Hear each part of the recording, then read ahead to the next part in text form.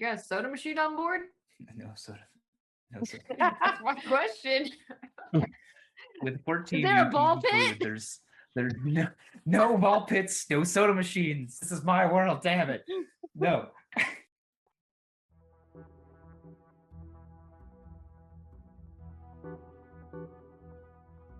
Hi all, and welcome to another episode of Radio D&D.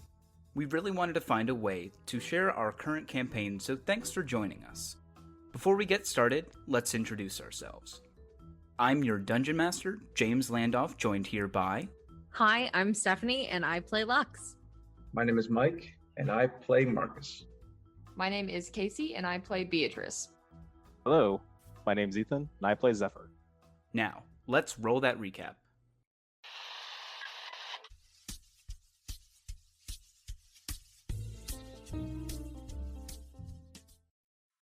Hey there, all you fine fellows. You're listening to 98.3 The Drop. After adjusting to the culture shock caused by 100 years, Zephyr gains interest in what was said about his disappearance. Marcus contacts a military archivist, Charles, who offers to pull Zephyr's file and meet with them the following day. However, on their way back to his office, they notice an increase in MLE activity. Zephyr suggests there may be a sting operation in place, and B decides to test their dedication to their assignment by running a stoplight. To their surprise, there is no retaliation to their petty crime, and they arrive at the office building. Marcus decides to go in to speak with Charles alone, and finds him in a heightened state of anxiety. Just as Charles passes the file across the table, Marcus watches as the light fades from his friend's eyes as he falls dead on his desk. In a panic, Marcus radios to his friends, urgent to try to save him. However, even a revivification spell appears to have no effect. Charles is indeed dead. Moments later, the MLE arrive on the scene, and after some brief questioning and identification, the MLE release them and allow them to head home. That night, the news reports of an escaped convict. Speechless, a serial killer once held in Alcatraz, and at large once more.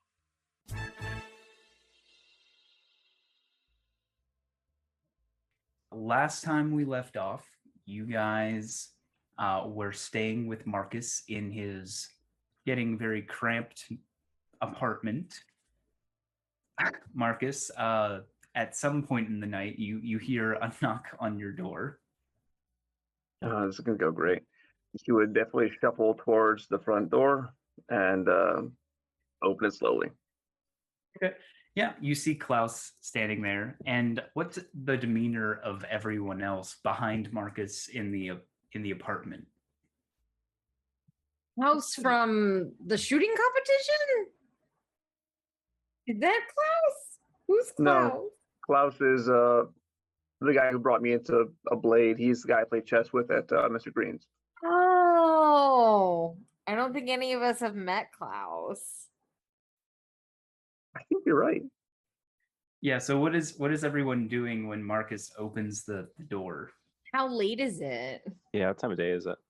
Probably what time do you say he comes around? Like 7 or 8 p.m. ish? Thereabouts if he's coming for a social visit. Okay. Yeah, so around that time. Probably coming back in from the balcony. He's watching TV, probably Psycho, and she's eating popcorn. Okay. Lux is in her pajamas. So when she sees the door open and she's like in her robe coming off the balcony, she's kind of flustered already.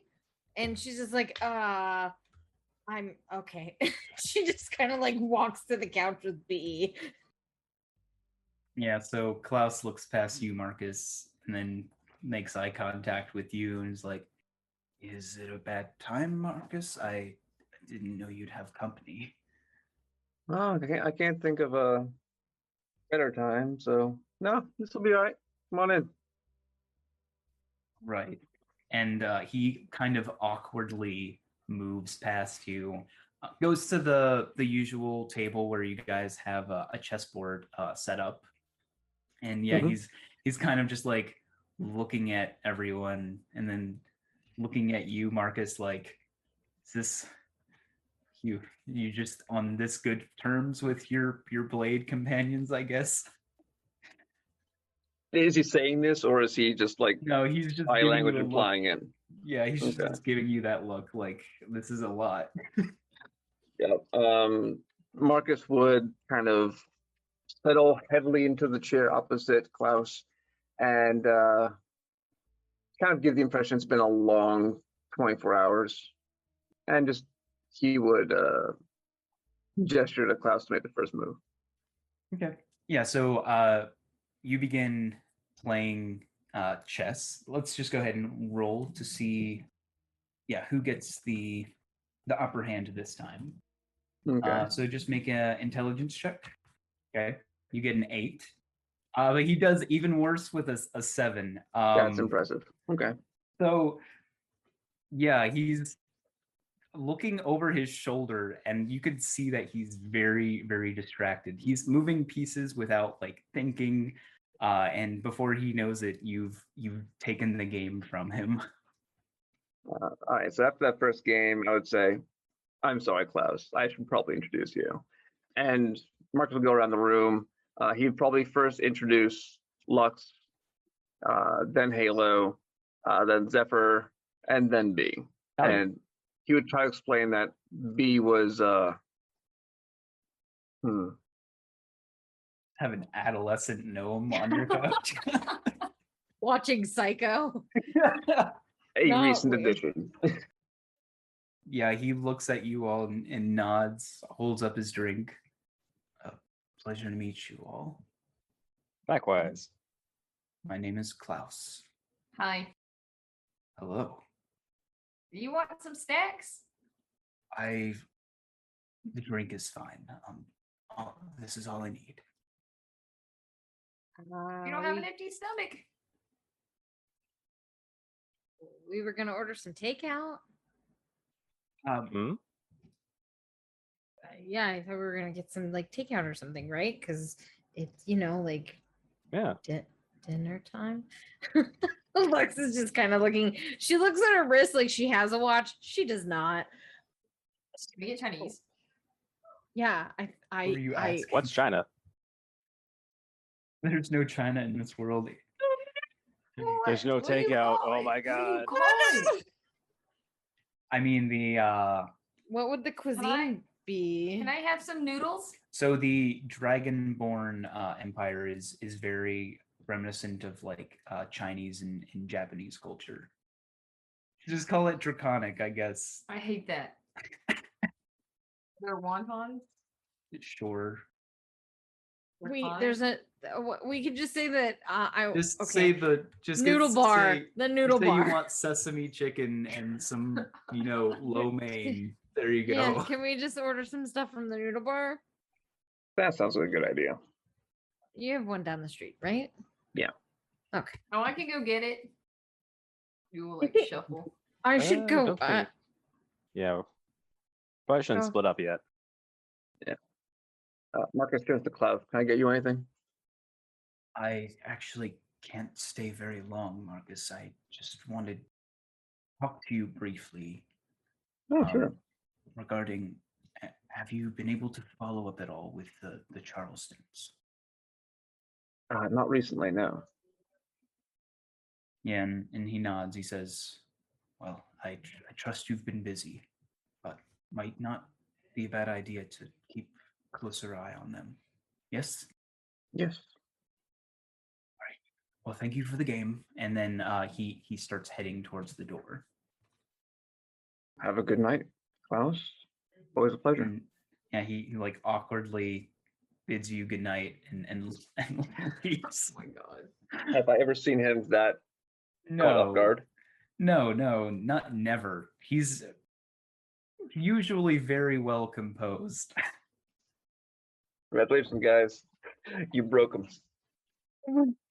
I mean, One odd fella. We don't know what happened, sir. I was really hoping that James would have it be like your landlord. He was gonna be like, I hear somebody else is living here. Yeah, Marcus, you get another knock at I the need- door. You're like, I need you to add them to your lease. BT dubs. Your lease is increasing. Mhm.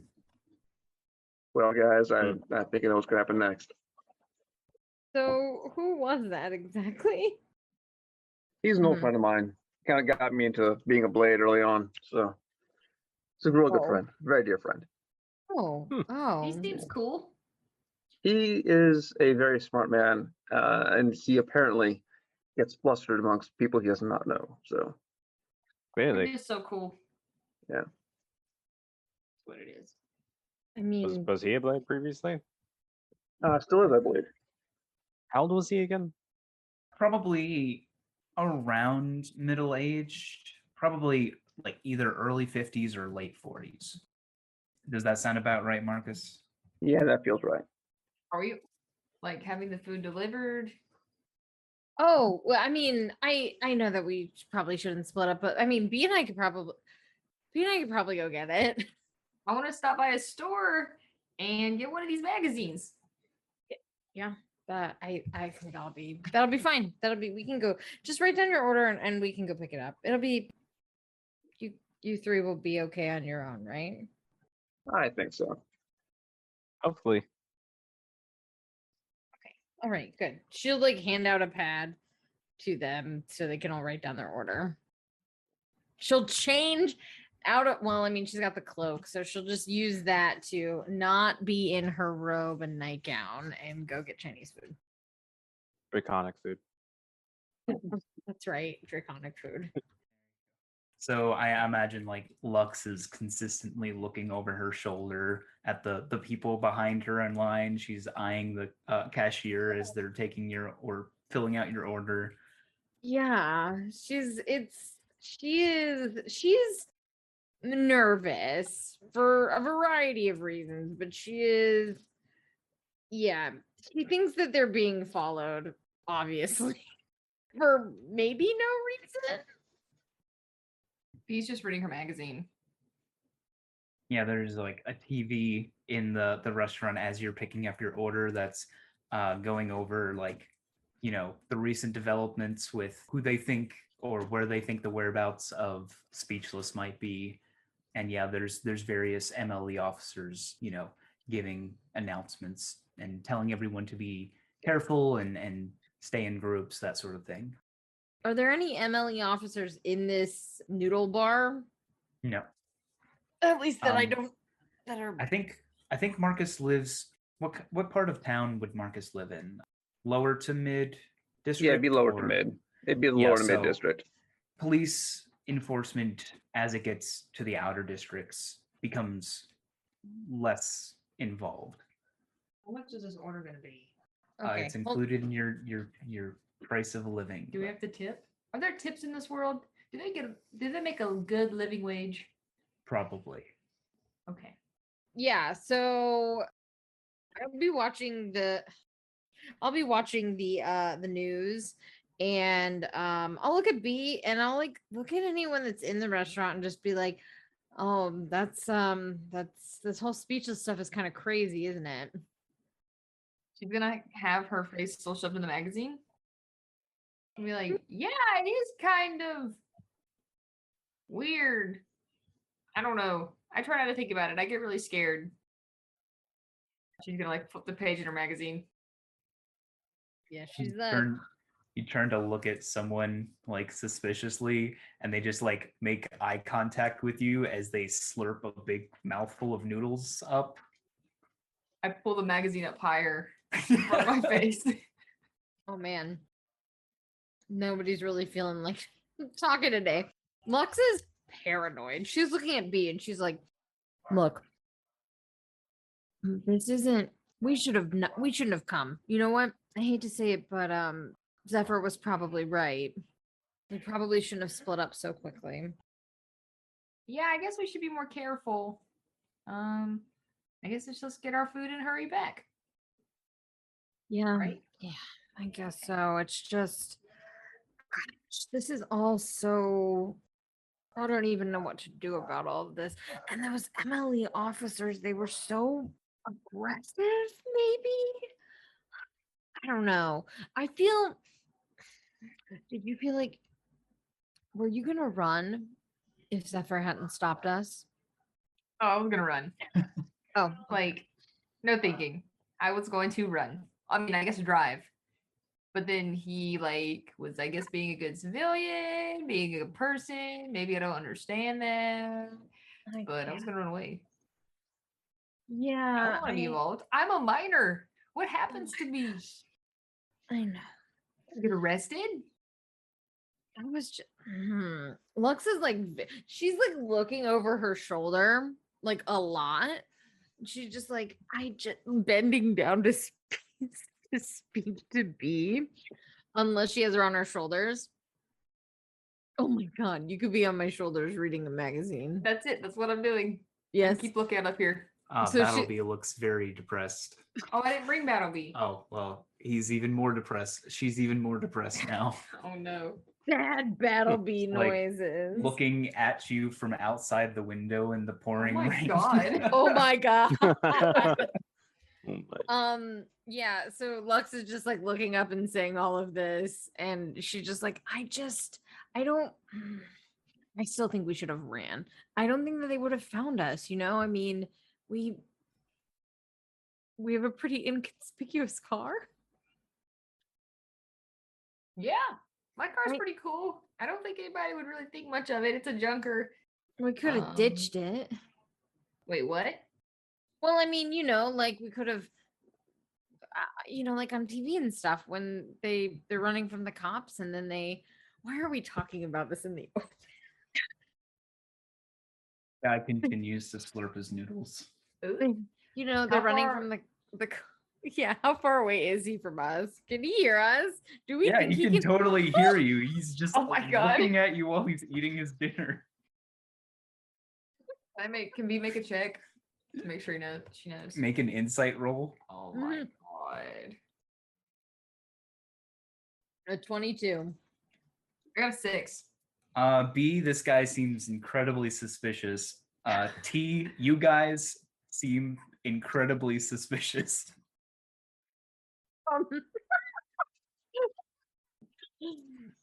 Yeah. Lux is just like, I don't know, maybe we should, and then she like catches the guy looking at them out of the corner of her eye, and she's like, okay, let's play it cool. Just to make that clear, B, you think he's suspicious looking? Lux, you think, or you know, he thinks you guys are very suspicious. Yeah, Say as soon as she knows that he's like looking at her suspiciously, like that they are suspicious, she's like, let's you know, quit the MLE talk. Very official. Yeah, weird guy over there. Yeah, I'm not gonna point. Your Mhm. pointing's rude. Mm-hmm. She's gonna poke holes through her magazine to look at him. Okay. You Weird guy at missed 3 the o'clock. you missed the eyes by just a couple of inches. Oh so no. Oh my gosh. What a freak. Keep it down. hey, I can hear you talking about me. We weren't. We weren't. Yeah, story of my life. What soup does he have? He just has noodle soup. Oh, noodle. Mm. Well, maybe if Totally you, mild. I don't know, got wonton instead of whatever you were eating, I wouldn't be looking at you. Oh my gosh, I- B. I don't know how to respond to that. Yeah. Okay. How many You more hear people the are you hear inside? you hear the ding and then your order number. Oh Let's my go. gosh.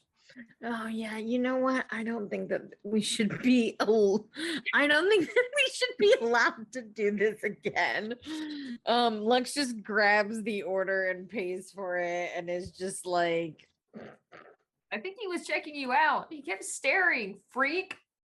I don't I can still hear you. You nasty. But yes, without much more suspicion, you guys are able to get your food and get it back to the apartment.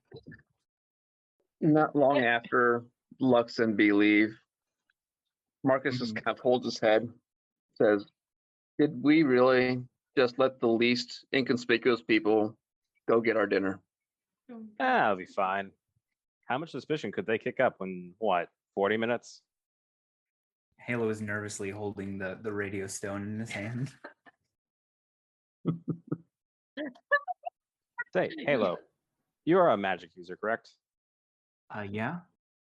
Do you know of any sort of perhaps magical items or something that someone could use to get past using verbal components? Well, I'm gonna have him make an Arcana roll. 11. Yeah, he shakes his head. Not any items. No. There are people like me who can, modify the requirements of spells. Can they? Mm-hmm.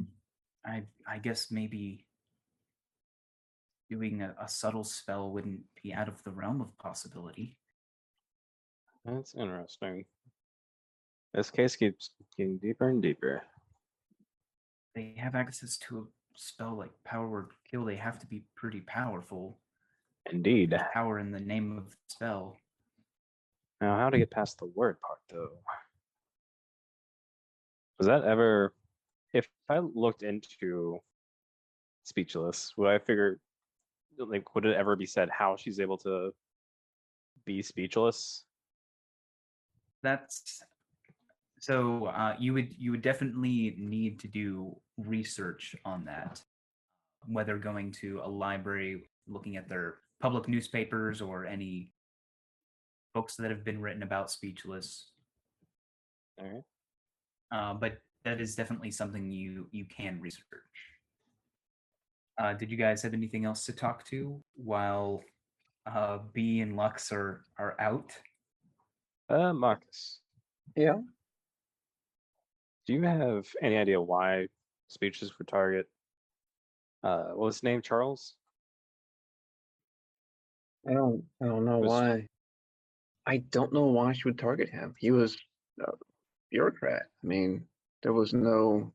I mean, the only thing we asked him for was a favor to look into the past, but really, that shouldn't bring him to her attention or their attention. Yeah. The only thing I can think of is she might be working for someone who does want the past to stay buried. And who would want that? At this point, I don't know. This whole Demon King thing is kind of suspicious. That's happened, and then she mysteriously breaks out, and then goes after an archivist who knows how to find things from that era. It's unsettling. Given that she was released from an official penitentiary and actively attacking, well, a government employee, to me, this kind of sounds like a cover-up of some sort. Yeah, it does.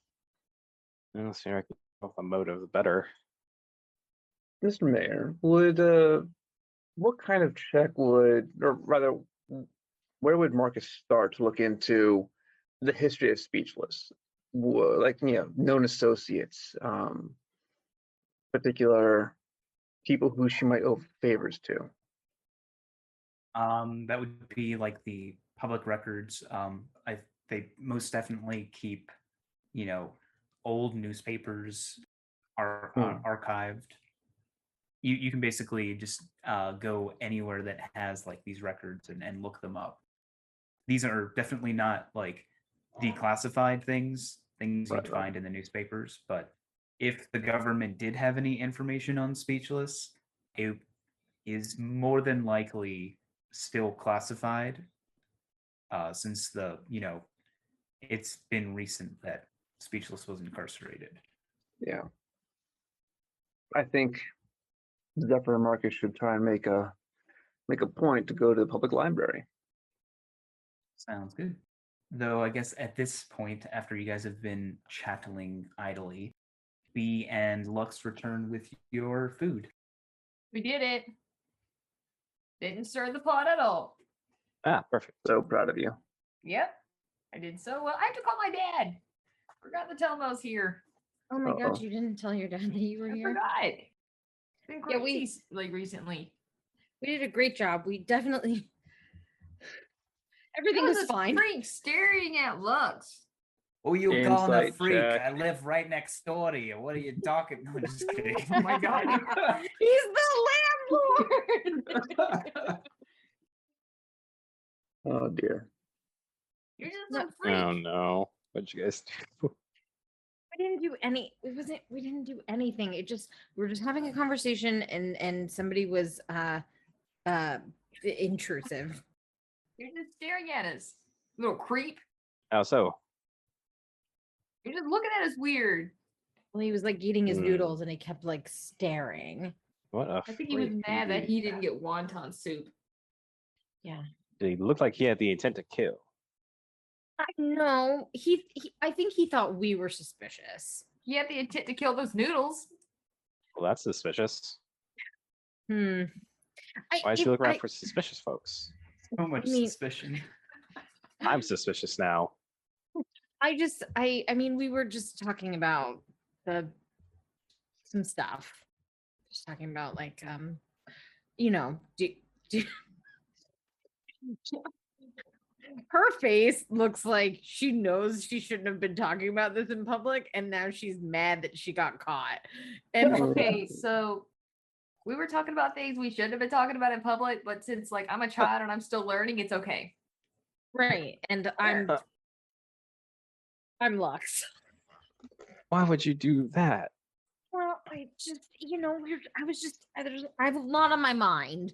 I didn't expect our creep to be looking at us. Well, it's Just a city. ghosts. It's full of creeps. It's fine. It's the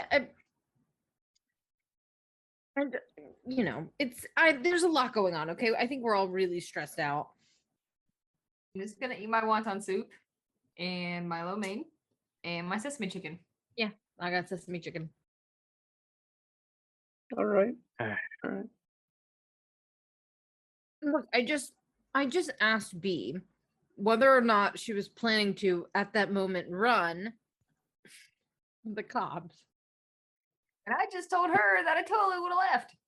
But Zephyr has to be a really good person. And I don't know if I'm a minor. I don't want to get arrested. Flattery guy will looked get at you us. everywhere. It was a completely harmless conversation. Mhm. Marcus goes to the fridge and grabs 2 beers, walks back and hands one to Zephyr. Cheers, pal. Cheers. It's fine. It's not like anybody followed. Did anybody follow us? You could make a perception check You just, like- retroactively. Okay. You just like look over your shoulder. I got an 18. Okay. I got a 15. You are pretty confident no one followed you. I kept good lookout and nobody followed us, so we're No, fine. yeah. I'll show you my lookout. And she's gonna hold the magazine up to her face where the holes are. Ah, clever. Perfect to size. Yeah. Nobody will we- ever know. Yeah, I've used that were. before. Oh my god. She's just like. Actually, just real fast. What? More. Are you Mhm. rolling against those? More. I am. Oh my god. No. Why are you rolling against those? Casey, beat him up. You are fairly confident no one followed Oh shit. We're dead. Yeah, We're we're dead. fine. We're fine. Yeah, nobody Just followed stick us. my I head kept between my legs and perfect- kiss my blue butt goodbye. Uh-oh. Well, I'm gonna eat my wonton soup. I think we're safe. Yeah, I mean nobody Give me followed bagels. us. Yeah, I got egg rolls. outside Nice. Marcus's apartment, it has started to rain very, very slightly. And standing on the sidewalk, we see a silhouette where the rain does not touch. Looking at Marcus's apartment, and then without a word, the silhouette walks down the street. Can Marcus make a perception check to see if he sees it through the window? It's going to be difficult because whoever this was followed them, saw what apartment it was, and then left. You could Mhm. make a perception check at disadvantage. Wait, I have a question. What's your question? Is his apartment like one you gotta walk inside to and then walk up to so she knows So they only know the building we're in. Yeah, they only know the building. Oh, okay. Cool. But Did yes, I you also are. roll that? They the two of them mention. I don't think anyone followed us. You guys rushed to the window. Go ahead and make your perception checks at disadvantage, please. Oh my god, we're so dumb. Why did Okay. Would have been a nat 20, 6. but it is alas a 6. And for Marcus, it's a 9. Uh-oh. Yeah. You do not see anyone. What about Halo? Yeah, what about baby Halo? Halo can look out the window. Halo's perception score is a flat. His bonus is a flat 0. Hey, B rolled great for charisma. He literally cannot see this person. They got a 25. Oh, The never mind. highest he can do is a 20. Oh Okay. man. Well, I'm glad that we got us in trouble already. Oh, you guys don't know that, so Yeah, we That's were fine. you We guys were are great. fine. We were Yeah. great. Yeah. All things are good, man. All things are Mhm. good. Marcus, do you also have ice cream? You know what? Yeah, I think I got a carton of Rocky Road somewhere. I don't think I've ever had Rocky Road. I suggest you try it. It's fantastic. Mostly stick to chocolate. Debatable. Is there anything else you all would like to do for the night before you go to bed? B wants to watch another movie. She's gonna find another movie, and she's gonna find Planet of the Apes. Okay. Oh, good Make choice. a luck check. Make a luck check for me to find a good movie. Yeah, 11 or higher, it's on. Just roll a d20. Oh, 6. Sorry, they're going through all of the episodes of Star Trek. I don't think Star Trek was a thing in the 60s. Yes, it That sure was- was. Was it? Oh, Yeah. okay, yeah, they're doing Star Trek Absolutely. reruns. Yes. Fun fact: the reason Excursion why series. they all have colored uniforms and stuff is to show off colored TVs. Mm. Oh wow. That was like the main draw of the That show was. was that it was full in color. B will watch Star Trek. Yeah, Lux will sit down and watch Star Trek too. What's his name? William Shatner? Mm-hmm. I hear he's an Yeah. asshole. I'm Well- pretty sure he just does that just to troll fans, but yeah. No, B says that. Oh, okay. no, Captain Kirk's Oh, the no. best. I He's don't very- know. I mean, it's not like And I respect mean, him he's- with his way with the ladies. Ew. oh my gosh. Lux looks right at Zephyr when he says that and then looks back at the TV. He doesn't pay attention and she just watches TV. All right. Well, with that, you guys watch Star Trek until the wee hours of the night, and do get These your effects long are so rest. realistic. You do get your long rest, so any expend hit dice, you get half of them back. Hit points back up, Sweet. so on and so forth. You guys still have the night goggles? Air Genasi? Do they have dark vision? Nope. They do not. Oh my god, how many of these are we have to make for people? I mean, we don't know that he's an Air Genasi. We just think he's a blue human. Which Yeah. humans also don't have dark vision, so Truly. Should I make the goggles of night now? Or should I wait? you can do whatever you want. I mean, you should go ahead and make them now.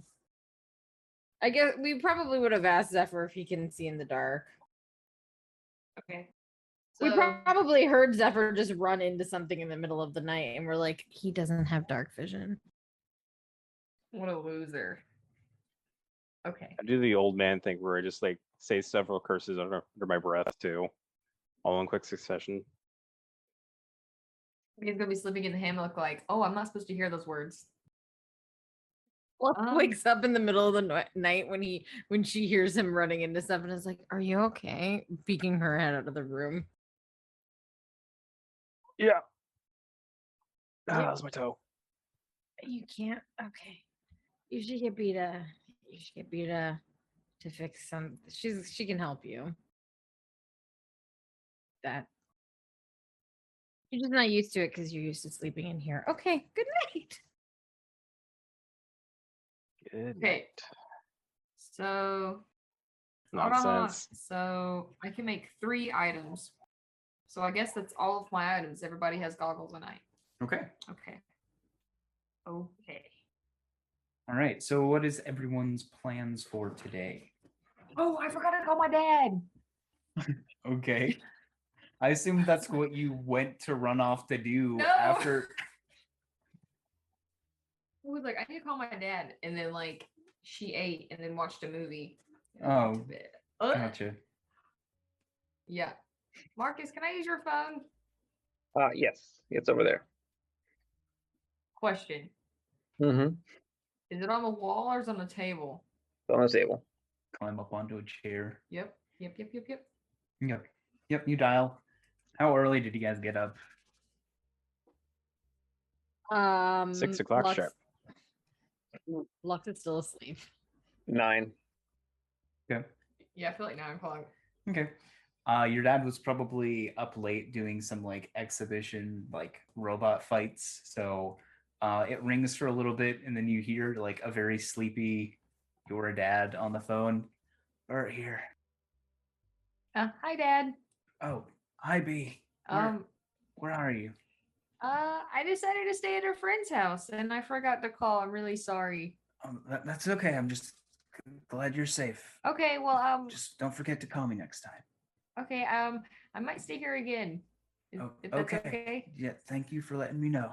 Oh, okay. I'm very tired. Oh, okay. All right, love you. Love you too. All right, bye, Dad. Okay, he hangs up.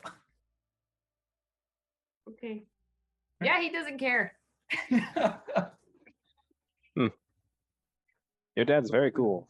He's also very tired. He's pretty chill, I guess. I don't know. Sometimes he treats me like I'm 10.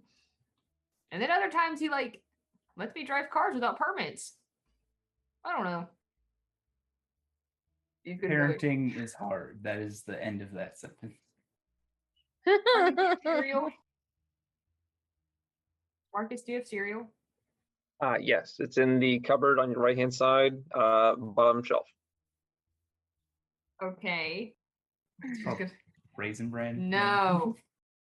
No, Okay. it's gotta be Lucky Charms. You would find shredded wheat. Are they like frosted? Yes, it'd be frosted for you.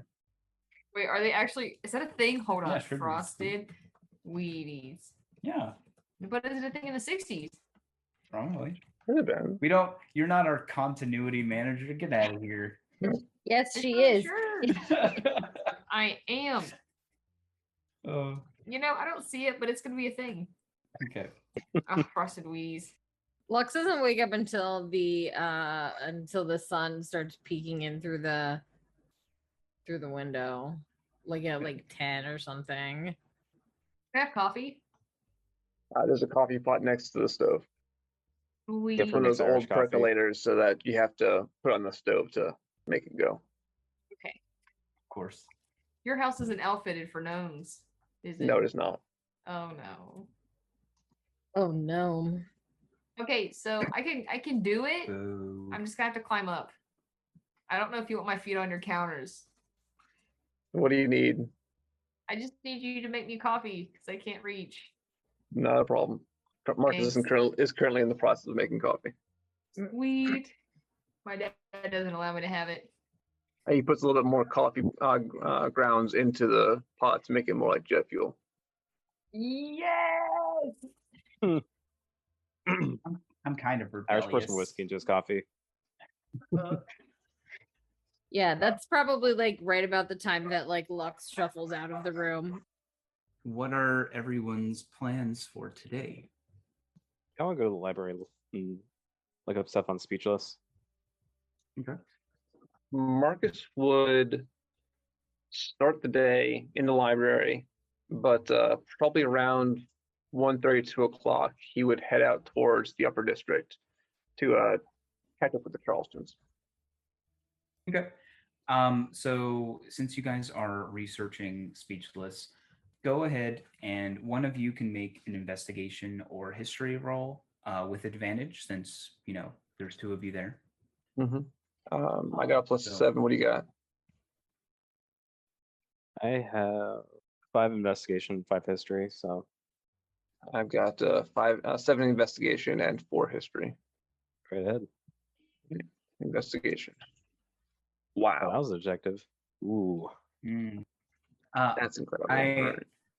I know I know what the reason is. It's because there are so many people in here who are already reading the papers of back then when Speechless was a big thing. So you just don't get to the newspapers in time. All right. Some preparatory school kids that are very enthusiastic about doing their English paper on Speechless. Yeah. Great.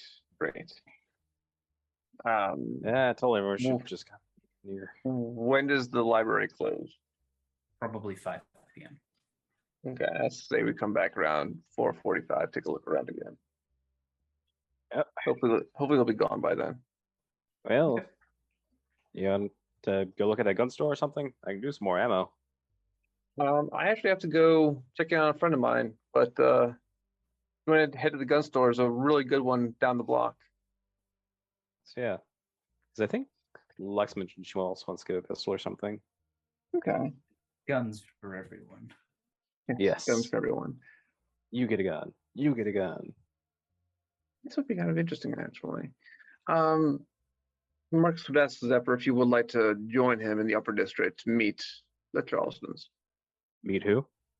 Local family, really big in high society, and yeah, we'll leave it at that for the time being. They host My life. an annual competition for the best shooters in the city. I might as well. Yeah, these are big people to know. Doesn't hurt to know. Mm-hmm. Yeah, is everybody down for that? Is it just you two going up? Mm-hmm. Yeah, I think there's 2 of us at this point. It'd probably be better for us to not bring everybody all at the same time, just like, maybe one at a time with a new face. Okay. So yeah, you guys head up to the Upper District. You go through the toll gate, which, as I mentioned in previous episodes, is a massive stone wall with tunnels that lead from the Upper Middle District to the Upper District. Seems security is very tight. They ask for your papers, which it's not required to get into the Upper District, but they ask for them anyway. And you eventually do, fighting the traffic, get to the Upper District and find yourself right outside of a Zap train station. I don't believe Zephyr has been exposed to the Zap train. Nope. Oh Interesting. no. What type of train is it? It's it's like a monorail. It gets you there in no time. It's an absolute glorious piece of work, and it really shines all the way through. Oh. Yeah. Alrighty. How long should it take us to get there? A couple hours? Or... What is it? A couple minutes? Beg your pardon. Minutes. Yeah, about minutes. Seconds. Oh, seconds. Excuse me. Oh, it's minutes if you wait for the train to load up and then let people off again. So it doesn't take too much time. Uh-huh. Mm-hmm. Now this I gotta see. Yeah, hop on. I lead him onto the train, and I give him a window seat. He'll casually walk on. Zephyr, you blink, and where there was a train is gone. You see it, and then you don't. It's just gone that fast. Well, I got on the train though, didn't I? No, I'm saying, like, as you're walking through the station, you see people boarding the trains. You see one train that just finishes boarding. You blink, and it's gone. Zephyr will just do like that thing where he looks where he squints looking at it, rubs his eyes, and looks again. Mm-hmm. You blink again, and there's another train there. Yep. He'll just assume that's the first train. He's like, huh. Okay. Don't worry. It's a lot more interesting from the inside. You guys go up to the ticket booth. Single trips are 5 gold. Yep. I I'll pay for his ticket just to get us on board. Yeah, you guys board the train. You're not lucky enough to get seats, so you have to stand. The doors close, and a sign on the upper panels of the roof said, "Please face forward." Zephyr, what do you what do you do? They'll probably start facing forward, but look backwards, wondering what's Okay. going on. See what everyone else is doing. Yeah, everyone's like facing forward, and as you go to turn to face forward again, the train car moves. You catch out of your peripheral just this wash of colors fall over the windows. I need you to make a Constitution saving throw. Here we go. Do I get advantage because I'm a pilot? No, you have never moved this Oh fast. my Oh, god. perfect. Two nat ones. You lose your breakfast, and I guess also the dinner you had last night. Oh Oh, no. My goodness. My lady's an Irish coffee. No. A slightly gross fact that the Zap train does have drains in the floors. Oh. Well, at least prepare for it. Yep. Sprinkler systems go off in between like people. Probably. Oh my god! So Um, nasty. But yeah, after like I don't think you gain with two nat ones. I don't think you gain your composure even after the train stops. Marcus, you have to kind of pull him off of the train. Yep. I'll support him as put my arm on his shoulder, have him lean pretty heavily on my shoulder, and just it's okay, man. I'm sorry, I should have warned you, but yeah, you'll be fine. You'll be fine. Just come on, and then You I'll take him hear- to the nearest bench and sit him down. You Mom, hear I don't someone want to go to else. school. I'm sorry, what was that?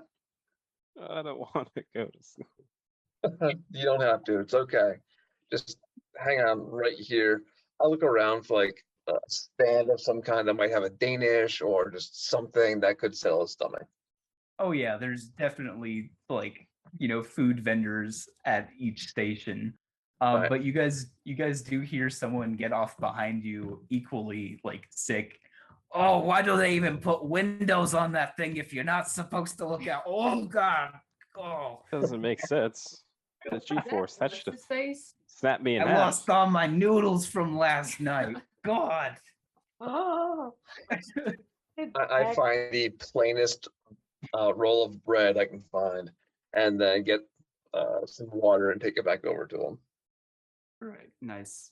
Though I will say, Zephyr, for the glimpse you had, it was very similar to when you were enveloped in the reality bomb's blast radius.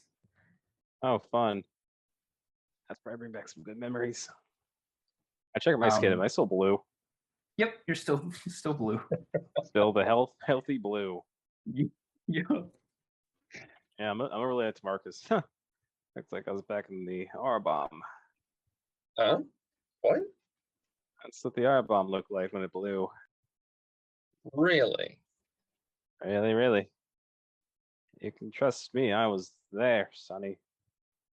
Yeah. So the inside of the R-bomb looked like that. Mm-hmm. Ah, Did your engineers do anything to your plane before you took off? that lying son of a bitch. Albert Einstein.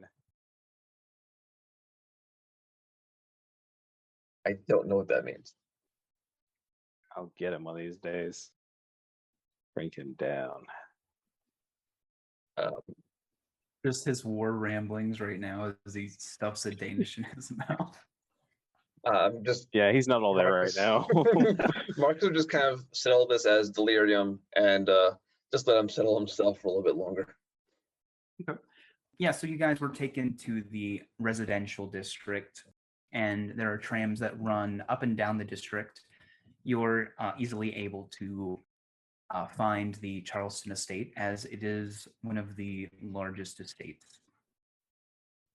There's, gilded gates with the signature C in the middle of them, and a gatekeeper as you guys pull up. Marks would approach the gentleman at the guard station and say, "Good afternoon. My friend and I are here to see Philip.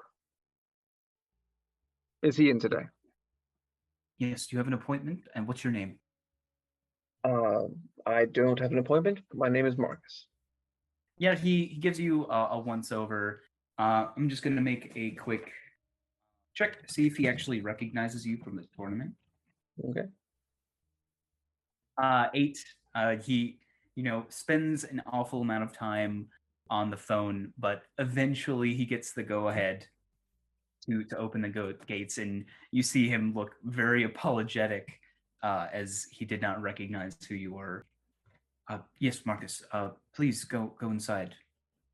Oh, thank you very much. No worries. And with that, you guys find yourself on the estate grounds. Good. There's lush greenery everywhere. You can see the area where the tournament was held with the long sort of stretch of greenery with targets at the end of them. Though the scorpion and the holes it made no longer remain. It seems the landscaping crew has done a thorough job at repairing that. Marcus would smirk in the direction of where the scorpion may have come out of the ground. He would then try and find his way towards Philip. He would turn to Zephyr and say, "This looks a real fancy place. Philip, he deserves an extreme amount of respect, but you will find that he's not the hoity-toity type." Of course. Yeah, so just give me a heads up. He's not going to look like the typical noble. Interesting. Can't wait to meet him. Oh, wonderful gentleman. You guys make it into the manor where several butlers are awaiting you. They offer you drinks, refreshments, whatever you can possibly think of. The decor is very, very fine, and there are actually like a lot of art of like ships, going against big waves. There's several sort of almost like an art collection. There's like model boats, things like that. You do end up finding a rather large statue of Philip Charleston. He's a rather large man. He has this big, long, curly beard. Wears a tailcoat, and he's sort of like holding his coat up with his right hand. And you see 2 revolvers at either side, or I guess a revolver at either side. What a man. Yeah. Oh yeah, I think you're gonna really like this guy. Okay. Where do you go, Marcus? Well, I would try to find him, and I guess I would start with his study. If the servants who are milling around don't kind of point us in a generalized direction. Do you ask one of them? I do, yes. Yeah, one of them would respond. He's in the marksman quarters. Excellent. I'd ask and say, "I'm sorry, it's been a while since I've been here. Could you give me a direction, please?" And they guide you down the meandering hallways of this manor, which outside you will see standing sort of at the entrance, trying to look like she's blending in, but failing miserably, Fiona Charleston. And you guys lock eyes for a moment, and you see the recognition on her face. I would kind of make a show of raising my hand over my head, waving it towards her and say, "Fiona, how are you? It's been forever." Yeah, so she picks up her dress so she can walk across the floor. You hear her high heels on the stone tiles. And yeah, she kind of like looks at you suspicious. She says, I heard you were coming in. Who's this? And she looks at your friend, Zephyr. This is Zephyr. He's a good friend of mine. He's Indeed. also quite handy with a little bit of iron, so I figure he would be a good addition to being introduced to Philip. Well, if you think he can help, sure. I think he can. And yeah, she'll look at you, Zephyr, and He'll smirk and- hold out her hand. He'll take it and politely shake. Yeah, she introduces herself. I'm Fiona Charleston. Pleasure. And you're one of Marcus's acquaintances? Indeed. We met not too long ago. Marcus, could you make an insight check for me, please? I can do that. I think a 13 is enough. I don't recall you ever talking to Fiona at the party. Is that correct? I think you're right.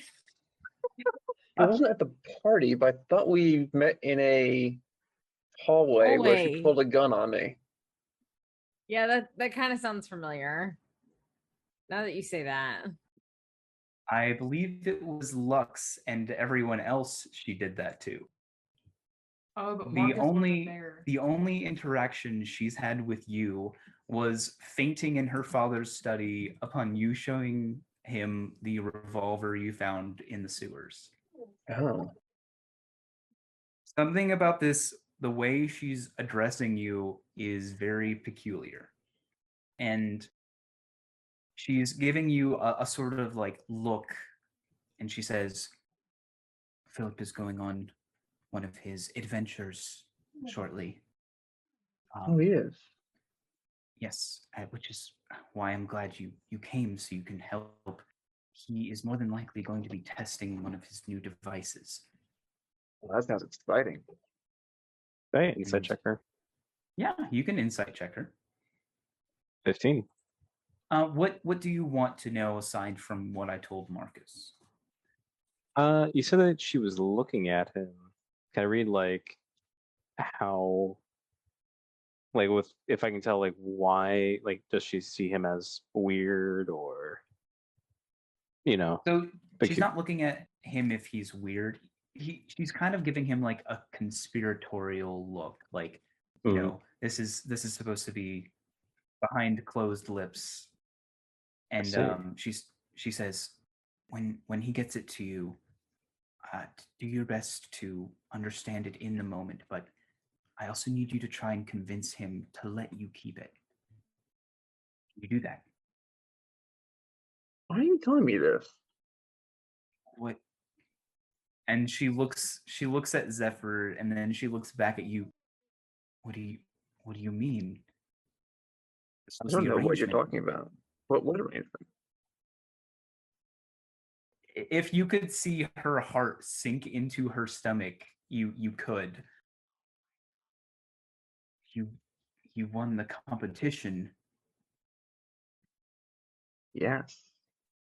and she literally cannot say anything right now. She is just shocked. You need a moment. I think I have to be going now. And very slowly she turns around and walks away. There would be a couple of steps before that happens. I feel like Marks would kind of very casually take a step forward and say, look, well, this is clearly a misunderstanding. I'd be very happy to.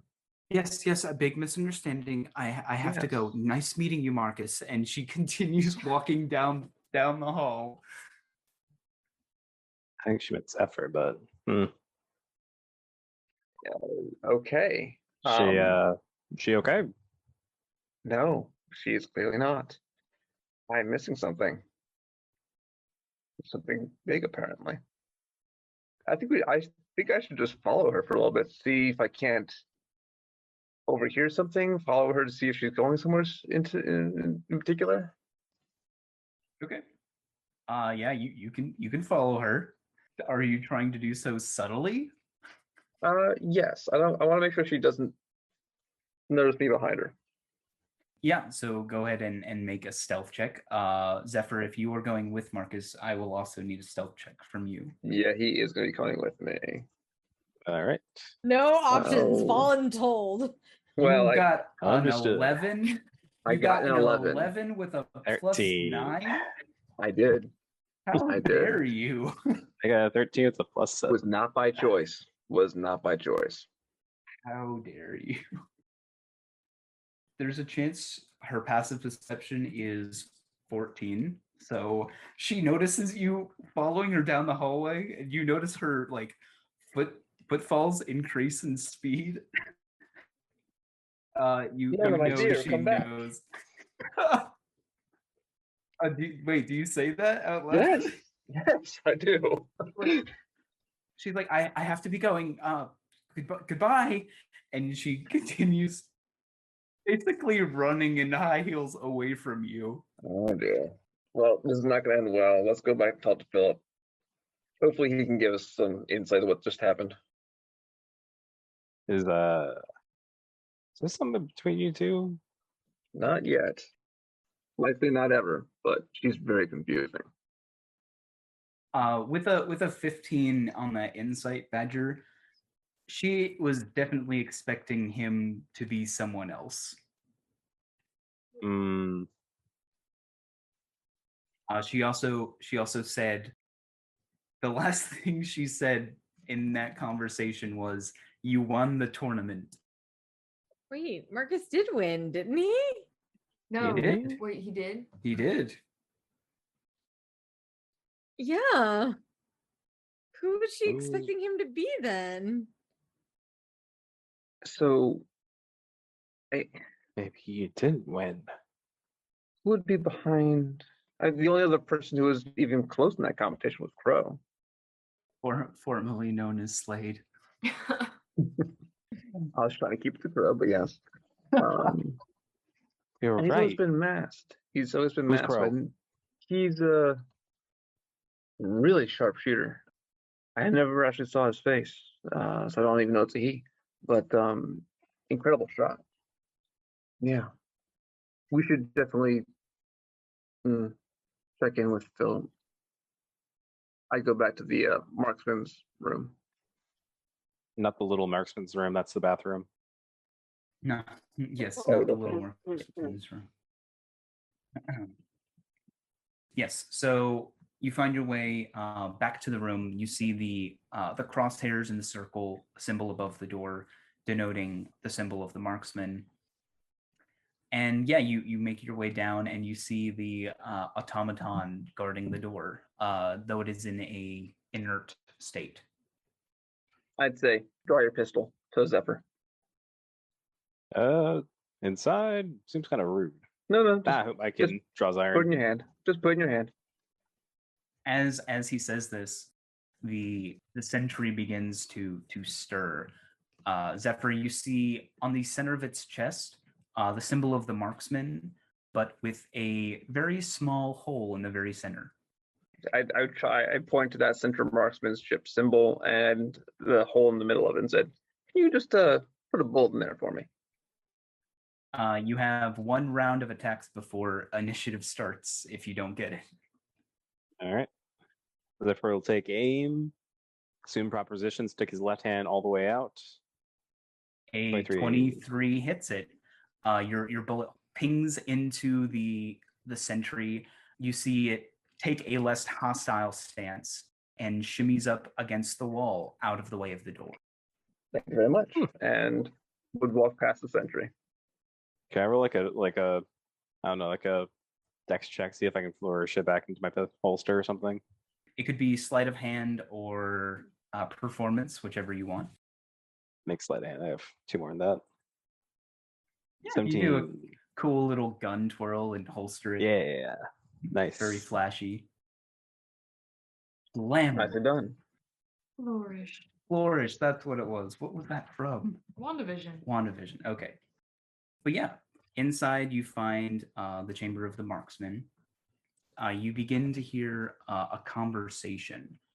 Before you get within full eyesight of them, would you each like to make perception checks to see if you can overhear the conversation? Yes.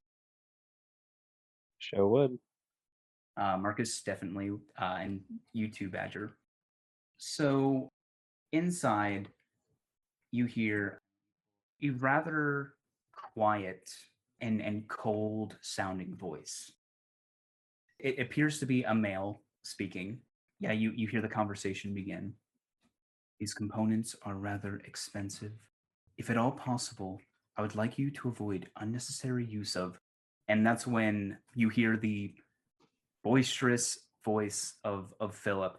Bah, you're no fun.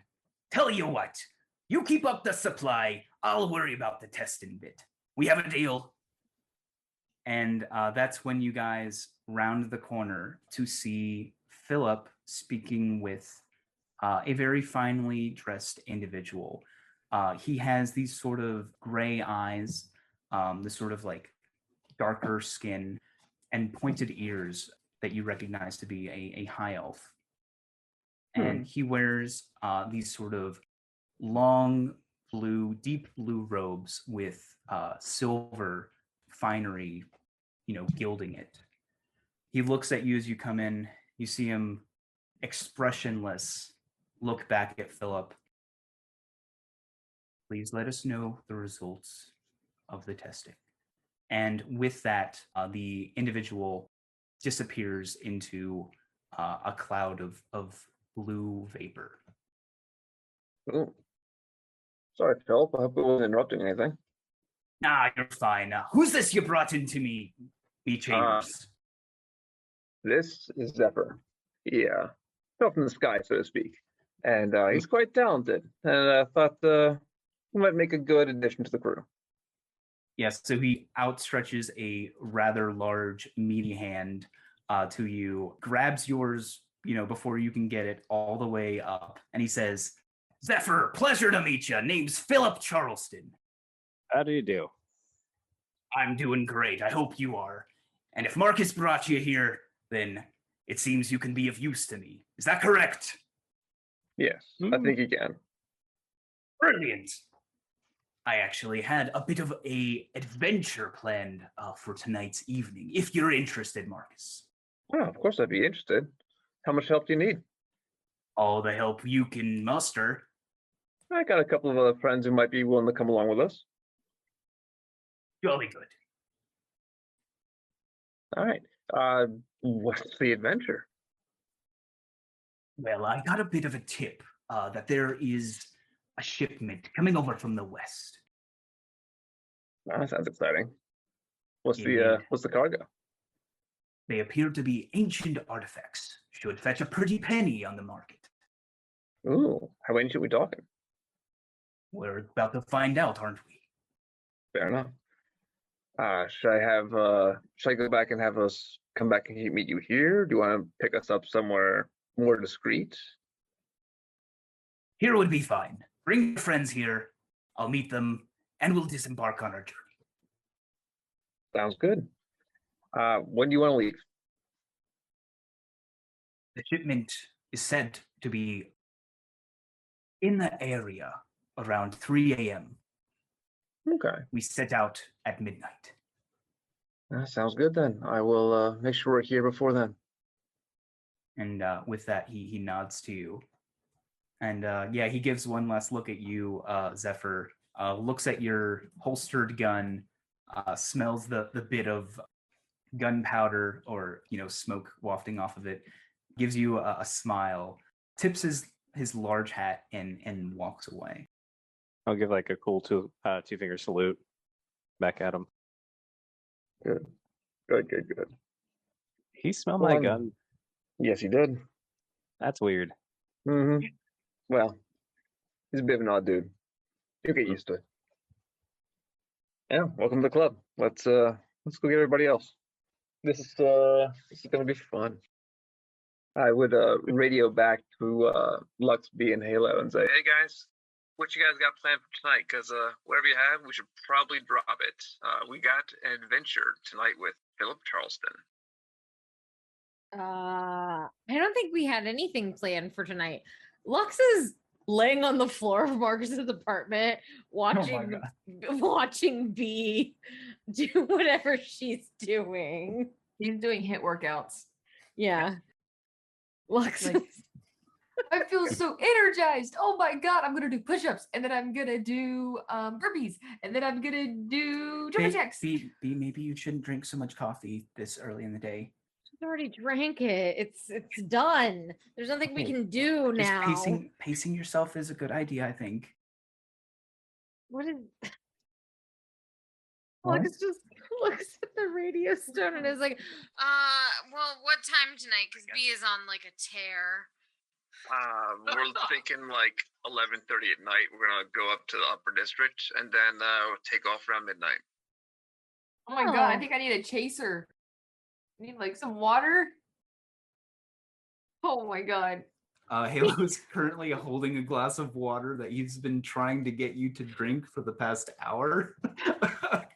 Oh well, thank you. That's so nice. Please drink this. Oh, you care. I care if you drink this water, please. And he hands you the cup. She just chugged it. How long do you guys think before you get back? Because she's looking at B being a, hit workout disaster. It shouldn't be too terribly long. 20 minutes. Oh, great. Yeah. Have a good ride and we'll see you in 20 minutes. And then she'll end the connection and toss the radio stone, lift herself up like into a seated position and look at me and be like, we have 20 minutes to not be a mess anymore. Oh, I'm fine. I'm just gonna do some push-ups. Okay. You've already done like 100 of them. You don't have to do any more. I could jog in place. I could do some Heidi's. Do some scissors. I have to get dressed. No more scissors, please. Crunches? I could do crunches. Crunches. B, we have a mission tonight at 11:30 this evening. So you need to you're gonna wear yourself out before then. What time is it? What time is it? What time is it? Probably like 2 or 3 p.m. You're gonna need to take a nap or something. I could drink more coffee. No, I don't think that's I don't think that's a bad idea. Okay, I'll make you more coffee. Sweet. Lux goes into the kitchen and starts making coffee. And as soon as B sits down for 5 seconds and Halo is not within earshot, she just looks at B and she's like, I kiss Zephyr. Good. Maybe if my brain wasn't just I don't know, really high with caffeine right now, I would kind of understand what was happening. But I guess, I don't know. I'm going to do some pull-ups. Is there a pole around here I can do that on? Does Marcus have a pole in his apartment? A horizontal pole? No, but I'm sure there's a fire escape with a couple of horizontal poles. Oh no. Oh, I'm gonna go out here and do some pull-ups. No. No. Lux will grab her by the arm and is like, no. I'm definitely not the most responsible adult in this group, but I can't let you go out on the fire escape. Wait. Yeah, I'm waiting. You said you kissed him? Yeah. Ew. That's gross. Why would you tell me? What? Blah. He calls you demon lady or something. Or something. Blah. Adults are weird. Halo's just blushing and not looking at anyone. It was just it was a moment. It was being really sweet. Aw. Well, that's good. I'm glad he doesn't really think you're a demon lady. No, I still think he does. Oh. Halo blushes more. Did we notice that? No. Oh my god. Can I make insight checks? Or not insight, perception? Sure. 5. I don't Okay, notice. you don't notice. Yeah, He's in trance. Lux is too focused on blurting this out to somebody because she feels like she's been keeping it in for too long, but didn't want to just blurt it out at the beginning at breakfast or something. Yeah, I don't. What's that really big word people use? Did he reciprocate? Oof, Is it like a Yes. mutual thing? was It worried was for it a was second. like it was like a mutual thing. Yes. There's also, I don't know, did you notice that there's this like wind that's kind of around him all the time? Well, I haven't been that close to him ever. So no. Oh my gosh. While she's telling B this, Lux is opening up every cabinet to see if there's any liquor. Amazing. Does Marcus keep a ready stock of liquor? We know. He would have a bottle of bourbon hidden above the fridge. Yep. Oh, Make an investigation check to find it. Yeah. Not a drop of liquor in this house. all right. So that's sad. So Well- sad. Well, I guess if it's like 2 consenting adults, that's cool. Yeah, I mean, Um, I don't know if it's gonna be like a thing or I just. Oh, do you want it to be a thing? I don't want it to be a thing. Yeah. I think this is the longest I've sit down in like the last 2 hours. Well, that's cool. You should like, I mean, obviously, like I've never been in a relationship, so I don't know why I'm giving advice. I'm not qualified for this. I don't know. Just talk to them. Make sure you're on the same page. My parents' marriage lasted for like a long time, like decades. And they talk to each other. So I feel like talking to each other and making sure that's what he wants. Yeah, And then nobody's heart gets broken. that's probably a really good idea, actually. That's Wait, when was this? last night. Where? What? I was in here. Yeah, we were on the balcony. Ew, I slept out there. Wait, In my room? In my room. It was before that, obviously. It was before Marcus's friend came. oh. Oh. Then. Well, I guess I'm happy for you. Yeah, I hope things work out. Don't forget me. Bad. Oh my gosh. Lux finished making the coffee and gives B like the biggest cup that she can. Sweet. I'm gonna do some pull-ups now. Yeah, I Chug, mean, chug, chug. I don't think that I don't think that like if you get into relationships and stuff that you like forget people, it's fine. Don't, you know what? Never mind. All right. On that note, so Marcus, you and Zephyr are going back down to the lower district to get them. Mm-hmm. Okay, because that's to get back Oh, again. yeah. That's it's expensive. Yep. Wait, why Alright, doesn't he just tell so- us to come? Yeah, that's what I I'll get him on was. the radio to tell him, hey, just meet us up here around 10:30. Okay, I've given B a sufficient amount of coffee. Hey, do we need to dress any particular way? Because this is like this isn't like the party, is it? No, this is not a party thing. This is more of a let's go clandestine. Yeah, more clandestine. We're gonna blow some shit up. It sounds like. Oh, that sounds fun. Oh, I know, right? all right. Yeah. It's Philip. You know, Philip Charleston. He's a Oh, great. Yeah. yeah. He's a pirate guy. Oh, he's an amazing pirate guy. Yeah, and he's got this weird thing going on there. He has to test something out. So we're gonna go out tonight, test it out. Oh, sweet. I mean, look, it's not any like any laboratory testing, is it? No. This is purely taking something out there and blowing it up, and or I think we're supposed to pick up a shipment of some kind. Yeah, we're supposed to intercept the shipment and fair on the high seas kind of thing. All right. Well, 11:30, right? We'll see. No, 10:30. You want to be here at 10:30 so that we don't miss the boat. Oh, okay. 10:30. Great. We've got a little bit of time. Okay, we'll see you then. Have What time fun. does that? Oh my god, I can't speak. What time does the Zap train stop running? It doesn't. Great. Okay. Good. Yeah, B and I and Halo are having a fantastic time. We're doing push-ups.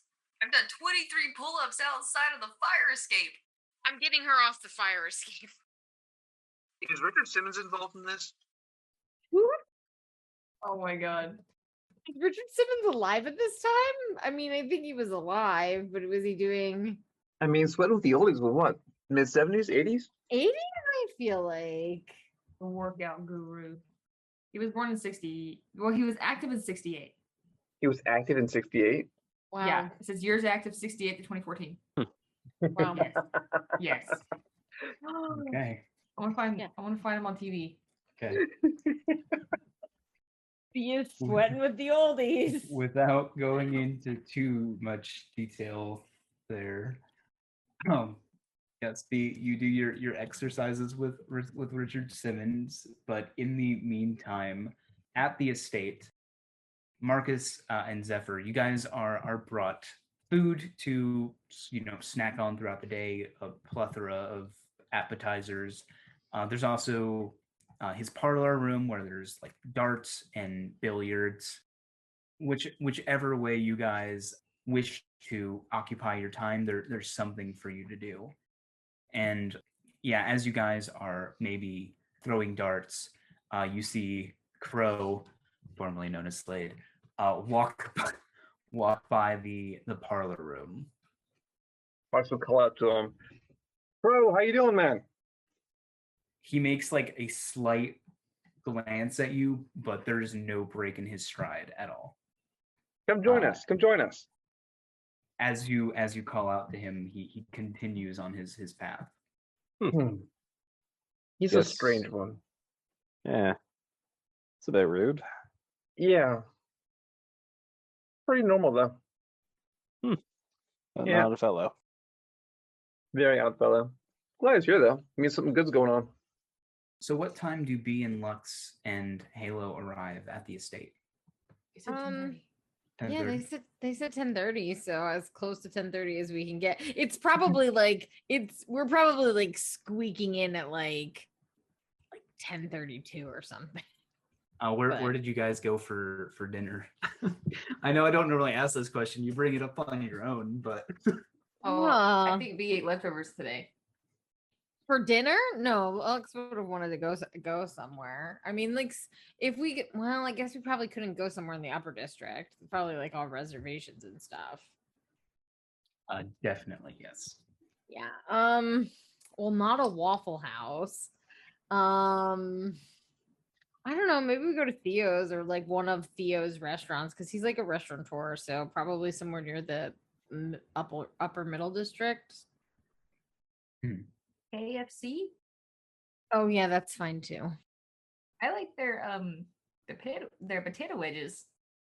They're Mm, really good. yeah. Let's go to That's KFC then. what a good call. Kingdom Fried Chicken. Yep, the Kingdom's Fried Chicken. That's yep. Man, I'm good at this. Well, Yep. Bojangles isn't a thing No, not until like 77. yeah. You guys get your Kingdom Fried Chicken. Board the Zap train. If you wouldn't mind, please pay the 5 gold fee. Oh yeah. Halo pay? He pays for himself. Okay, I just want to make sure he had money. Yep, he has money. And you guys find yourself outside of the estate. Assuming Marcus gave you the names for the gatekeeper, you guys are eventually let into the grounds, and you are directed to Marcus and Zephyr, which I can only picture are sipping brandy in the foyer with plates of caviar and whatnot. You forgot to Smoking cigars. I almost forgot that. Ooh, Yep. yeah. I Oh will my say God. Zephyr probably also did tell Marcus that him and Lux kissed. No. Good for you, sir. Yeah. Thank you. The gentleman. You come a long way. You've went from fighting demons to trying to slay one. Look at you.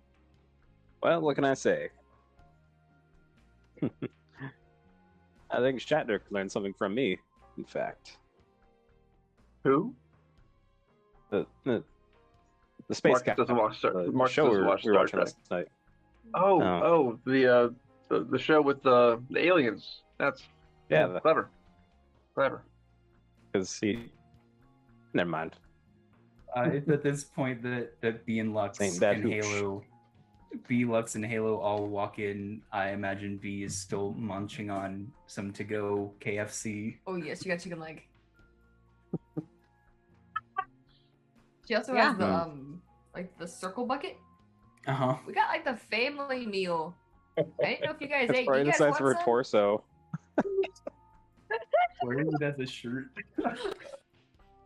That's my Halloween costume. Oh my god. Anyway, we got the family meal. Didn't know if you guys ate or anything, but there's chicken legs, some thighs, there's some biscuits. Ooh, Not really a lot of potato wedges. I ate most of them. But we have I'll take a chicken drumstick. and bread. Marcus says he's Okay, fine. here. Ah, thank you. Yeah, Yeah. after eating your kingdom fried chicken, a butler walks up to you guys with a plate of hors d'oeuvres. What's the plate of hors d'oeuvres? What's up there? I can't look. There's like crackers with tapenade. There's various cheeses. They have weirdly a plate with wine glasses on it, which you might think is weird. Why would they have glasses on a plate? Weird. This is more my style. Lux picks one of those up immediately and starts drinking. What are the types of cheeses you have? We have Gruyere, provolone, gorgonzola, all of the cheeses that I know, which is very many. Any brie? Brie, yup. You There's got- that one. I don't you- know why this butler talks like this. Hi. Do you have cheese sticks? He's No, very we don't self-aware. have cheese sticks. Cheddar, maybe? Cheddar? Yes, Yeah. we have cheddar, aged cheddar. Fantastic. Yes, aged cheddar for B. Okay, and he gives you a little tiny piece of cheddar cheese B eats it. on a cracker. You Can just I have more? could we just get like a full charcuterie? Can I have the whole thing? Please. He hands you the platter, Wow, thanks. and slowly walks away. Wait. I can trade. I have That's it. KFC. I don't want any, thank you. And he You're walks missing out.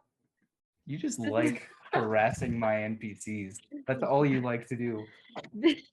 This is B's world and we're just living in it. Yeah, Truly. no kidding. He was not supposed to be this way, but here we are. I somehow doubt that. But probably around 11 p.m., you find Philip looking for you, Marcus. All right. That's just me, or should I make introductions to the rest of them? Well, it starts out as him like looking for you and inevitably running into your friends. So he walks up. He's like, "Marcus, I needed to talk to you. Oh, are these your friends?" Yes. And yeah, he makes a kind of look at everyone and looks at you, Lux, and he's like, I recognize you from the tournament. Yes, glad to see you here, and glad to see you're a friend of Marcus. And he like nudges you, Marcus, with his shoulder or his elbow. Marcus would smirk and say, "Friends are friends, man." He nods. Very nice to be back. And then he looks at B, who is out of the room at the moment, but he just waves his hand. He's like, anyway, yes, Marcus, I needed to talk to you. Mhm. And Halo is just standing in the corner unnoticed. I have a bit of a task for you on today's mission. A special task just for you. Oh, exciting. If you wouldn't mind walking with me this way. And he guides you away. All right. He leads you into the marksman's quarters, where you see Crow sort of like lurking around. And yeah, Philip says, Crow, if you don't mind, I'm going to speak to Marcus alone here. And without a word, Crow walks away. Now, I've been working on a bit of a project. Would you mind showing me your gun? Sure thing. He takes out his rifle and sets it down. Okay. Yeah, so he begins looking over it. What are the modifications currently on the gun? +1 to attack. And speed loader, so it doesn't need to be reloaded. Yeah, so he looks at the gun and kind of sees that you've been tinkering it with yourself, and he kind of gives you like, I'm impressed with this. This is good work kind of look. And I respond with a look of, well, thank you. If you don't mind me making a slight alteration to it. What do you have in mind? Well, like I said, I have a bit of a project I've been working on. A different sort of modification, if you will. You piqued my interest. You would also notice this is like the quietest you've ever heard him talk. If there were to be two modification slots that he could replace, what would they be? And would you allow him to? To replace? Yes, I've only got he's 3 having modification to, slots. only got 3. I believe so. I'm double check that, but pretty sure I only have 3. Modification slots is 6 is 3. Yes, I only have 3 slots. So he Okay. can take. I guess he can take the speed loader off that. The other option is he gives you one of his, and it's you keep yours the way you want modified, and you can just swap the weapons whenever you need them. Let's do that. Okay, so he gives you a loner, or I guess you could probably keep it, but he gives you another sniper rifle, probably with the 1 accurate mod, and then an unknown mod to you. Okay. You see him like affixing it to the gun, and it almost looks like a arcane device. You can see a crystal embedded in it, and it sort of like glows with this ethereal color. And he says, now I've been told that there's an MLE officer aboard this ship, which they are renowned for using magics. If you wouldn't mind using this gun and fire the special ammunition I have with it, if you wouldn't mind doing that, testing it out a bit. Specifically has to be the MLE officer. Do you understand? I understand. What would this theoretically do? I don't know if he wants to tell you. Make a persuasion roll. Let's see how bad I fail this. Holy shit. Okay, so he's like a little kid on Christmas. He can't help, but he's like me with my DM notes. I have to tell someone about it. Can confirm. I don't tell you guys. No, he tells Bailey about it while I'm in the other room and I hear him and he's like, don't tell Casey. Anyway, he can't hold it in. And he says, well, this particular device is capable of severing a magic user's access to casting spells. If you hit the target with this, they would no longer have the capacity for spell casting. Oh my goodness, that's horrifying and amazing. Yeah, he gives you like the most vindictive grin ever. And he says, a way to level the playing ground, so to say. I'm sure you agree. And at this point, Marcus is just kind of looking it over as best he can, just looking at it from different angles, and goes, but why what is this? And wow, okay. And just kind of looks at Philip and looks back at this device.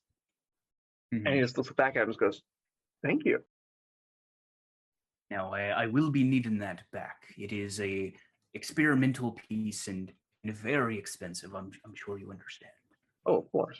But again, thank you for trusting me with this. Well, you are the most accurate marksman of the group. Figured it should be you who tests it out. Is appreciated. Thank you. So you will not be able to add this to any of your guns because you do not know how to make it. That is true. But I am going to add the modification to a handout for you. If Marcus wasn't aware of any of the information in here, he could have easily told you. The only thing is you don't know how to make it. Fair enough. And you should now have that in your journal, labeled Arcane Disruptor.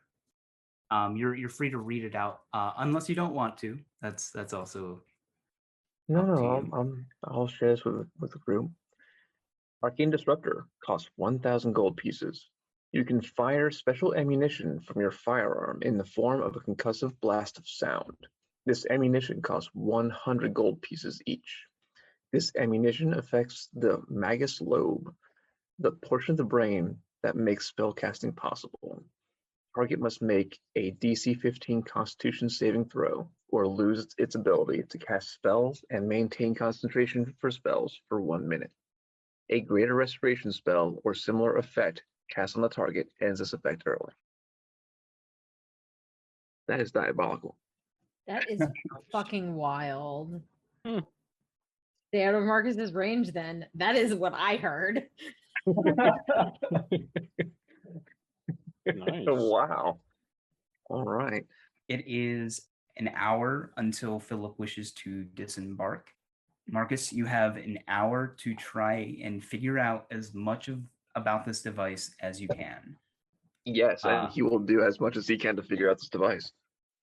To understand how to work it, I'm going to give you the DC. The DC is 20, and it is an Arcana roll. You want a bardic inspiration? Probably wouldn't be trying to figure this out in front of you guys, though. So it's appreciated, but he would definitely try and do this on his own. Understandable. Oh, another nat 20. My God. Oh my God. Wow. Well deserved. You didn't even need me. Well, Damn. shoot. Yes, you now know how to make the Arcane Disruptor modification. Wow. Awesome. Yeehaw. Awesome. It is Yeehaw. very, very pricey, as is the ammunition. Yes, yes, it is. But Jesus, good to know. With the gun, he gives you 5 rounds to use. Damn. Oh, that's probably nothing to him and his family. Yeah. James just nodded his head in agreement. 2 nat 20s in a row, man.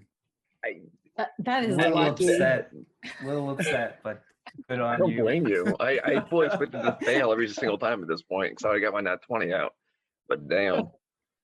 Okay. You're not gonna be able to hit shit with it. Nope. I've used everything I have right now. I can't hit anything. I can't hit anything. Marcus, you are. I wanted to say you're working on this until you guys go to take off, but you're in the zone with that 24. Yep. I think if you choose to, you definitely have enough time to talk to your party before you leave. All right. Yeah, I would definitely head down to where the rest of the group is. Are they where are you guys hanging out? You guys playing pool, shooting darts, trying to steal more food?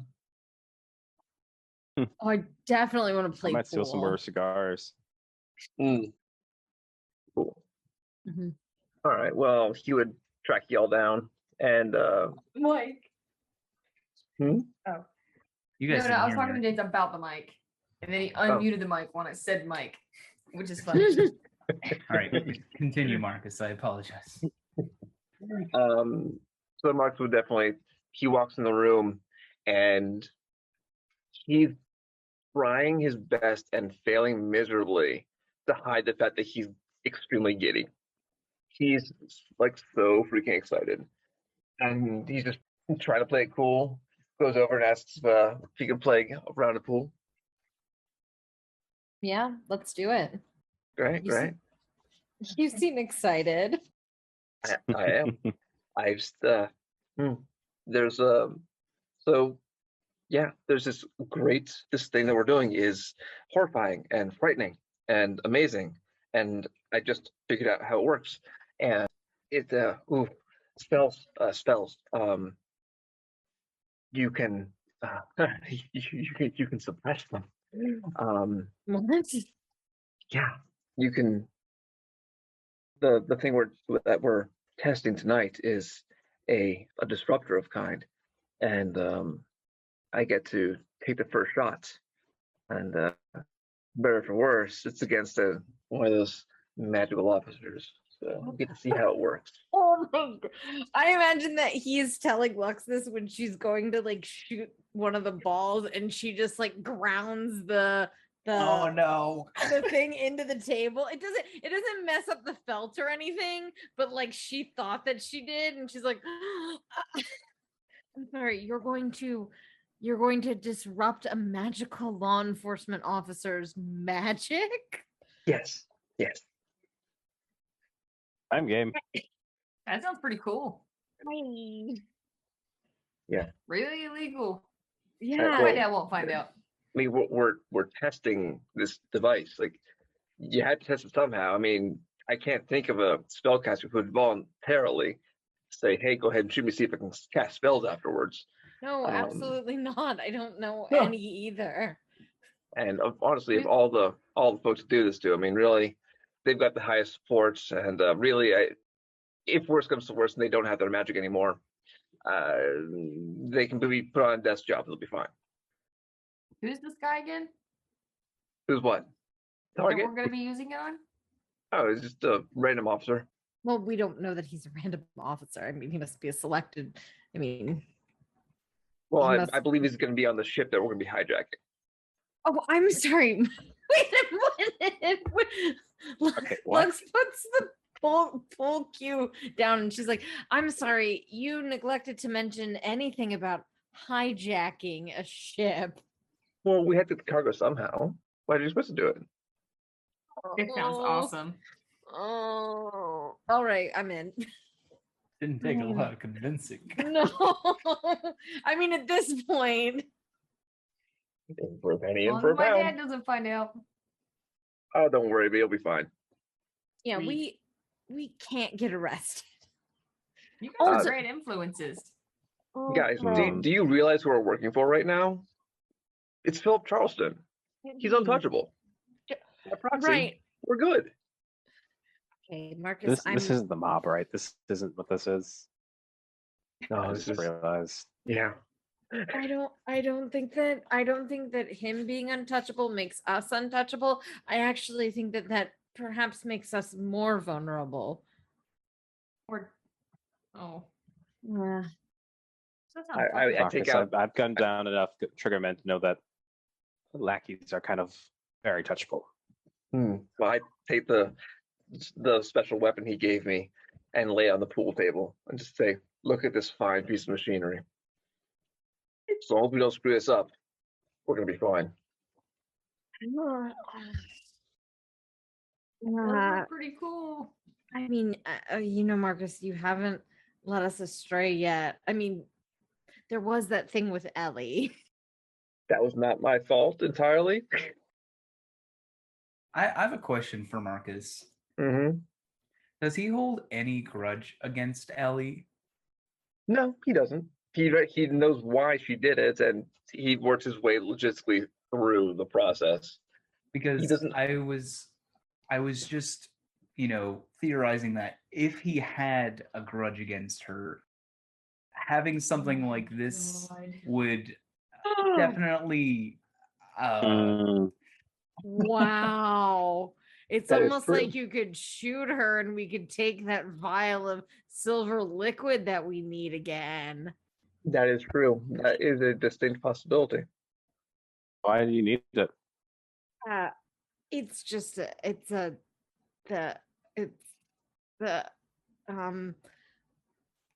drink it. It's supposed to be the Oh, is the it- elixir of life. Does it taste me? No idea. No one's tried it before. It's like one of a Right. kind. It's supposed to Yeah, make you it's- immortal. That's not I don't want to be immortal. It's I'm just really interested in it. And drinking it. Well, studying it, figuring out what makes it work, Mm-hmm. where Right. it came from. Right. You know, how How can it be it was used? made. Gonna do an insight check. Yeah, I feel free. I hope you get a nat 20. Oh, Oh, I was hoping I was Close. gonna get It's a that one, 23. honestly. wow. Do you want to have Lux roll a deception check if she's intentionally hiding her feelings, or you can tell Badger what he gets with a 23? Yeah, All up to you. I'm gonna roll a deception check. Okay, it's a 26. Oh my god. I mean, I think it's pretty obvious that she's hiding something, but you can't tell if it's that she doesn't want you to know that she wants to drink this because she wants to be immortal, or if that it's that she wants to do something else with it. Like, Yep. it's clear that she wants it desperately. He'll just like kind of like lean in and like whisper, "Is it something embarrassing?" It's a little embarrassing. Okay, I won't ask about it. Well, I mean, I can tell you another time when All we're right. in private. When we're in private. Raises an eyebrow. I'll tell you later. Kind of quickly, aren't we? Nope, not like that. Marcus would try and catch his eye from across the table and just kind of slowly nod, and then kind of just towards the table. Yeah. So it could be useful. I mean, there are other ways of getting that or something like that. I'm sure. We don't have to keep talking about the mystery liquid. Agreed. Who wants to play a game? Me. All right. It is at that point that Philip calls for you all, sends butlers to collect you, and he brings you to the marksman quarters. You see Crow standing there passively, Halo standing right next to him, almost as if they both just blend in to the background. But yeah, Philip leads you further into the marksman chambers, where you see a stairwell go what seems to be into a basement, until you guys are walking for quite some time. This seems more than just subterranean at this point. There are sort of lights connected by wires, lining the ceiling. And as you guys walk through the final door, you will notice you are in a massive underground hangar. And at the center, a large 18th century warship. Ooh. Oh my god. And Marcus is beaming. Yes. You can see that Is it's a galleon. you can see it's retrofitted with like some modern day technology. There's like sails and on the back, as well as the masts above it. It's an amalgamation of wood and metal that has no right to be flying, yet somehow you see it hovering there. There are 3 cannons affixed to either side, and the massive sails are currently bound. Are they like big cannons or? They're standard size cannons. And as you guys walk into the hangar, Philip gestures. There she is, my pride and joy, the Banshee. This is the most beautiful thing I've ever seen. This is Lovely ship. crazy. I am glad you can appreciate such a fine vessel as this, young one. I can appreciate the craftsmanship. And there's so many things added on. Is B crying right now? Yes. Oh my gosh. It's Good. okay. It's just so beautiful. Who here has been aboard an airship? Zephyr raises his hand. Okay, he looks at the rest of you. No. Never. No. Well, Nope. I can assure you that this is an airship like no other. It looks like no other. It's beautiful. Yes, I'm very fond of her as well. Now, if you'll follow me, and yeah, he leads you guys to the boarding plank. And as soon as you step onto the ship, you can kind of like feel it humming with arcane energy. Crazy. I, since would I be able to like is there any check I can do to kind of like see if I can understand the ship, or I don't know, can I do like some sort of check just to see if I can do like a general knowledge of what I can discern from it? Like maybe a history check? Yeah. It would be, if you're trying to understand how it works, go ahead and make an Arcana check. Can I also make one? Yeah, Yeah. I guess it would be that. 14. 10. With a 10, I don't know if you would know much about it. It definitely seems like it shouldn't be able to fly. With a 14, I'll give you one simple question that you can ask about it. What do you want to know? One simple thing. This ship doesn't look like it should be off the ground. Yes, it is. It is hovering at the moment. Yeah. So how does it hover? Like, what did you do? I don't think a 14 would give you that. You got a soda machine on board? No soda. No soda. That's my question. With 14, Is there a you ball can conclude pit? there's no ball pits, no soda machines. This is my world, damn it. No. That's what you think. So what can I ask? I think with a 14, Can I ask how not the only what? I was gonna ask how the masts operate and stuff. That is a good question.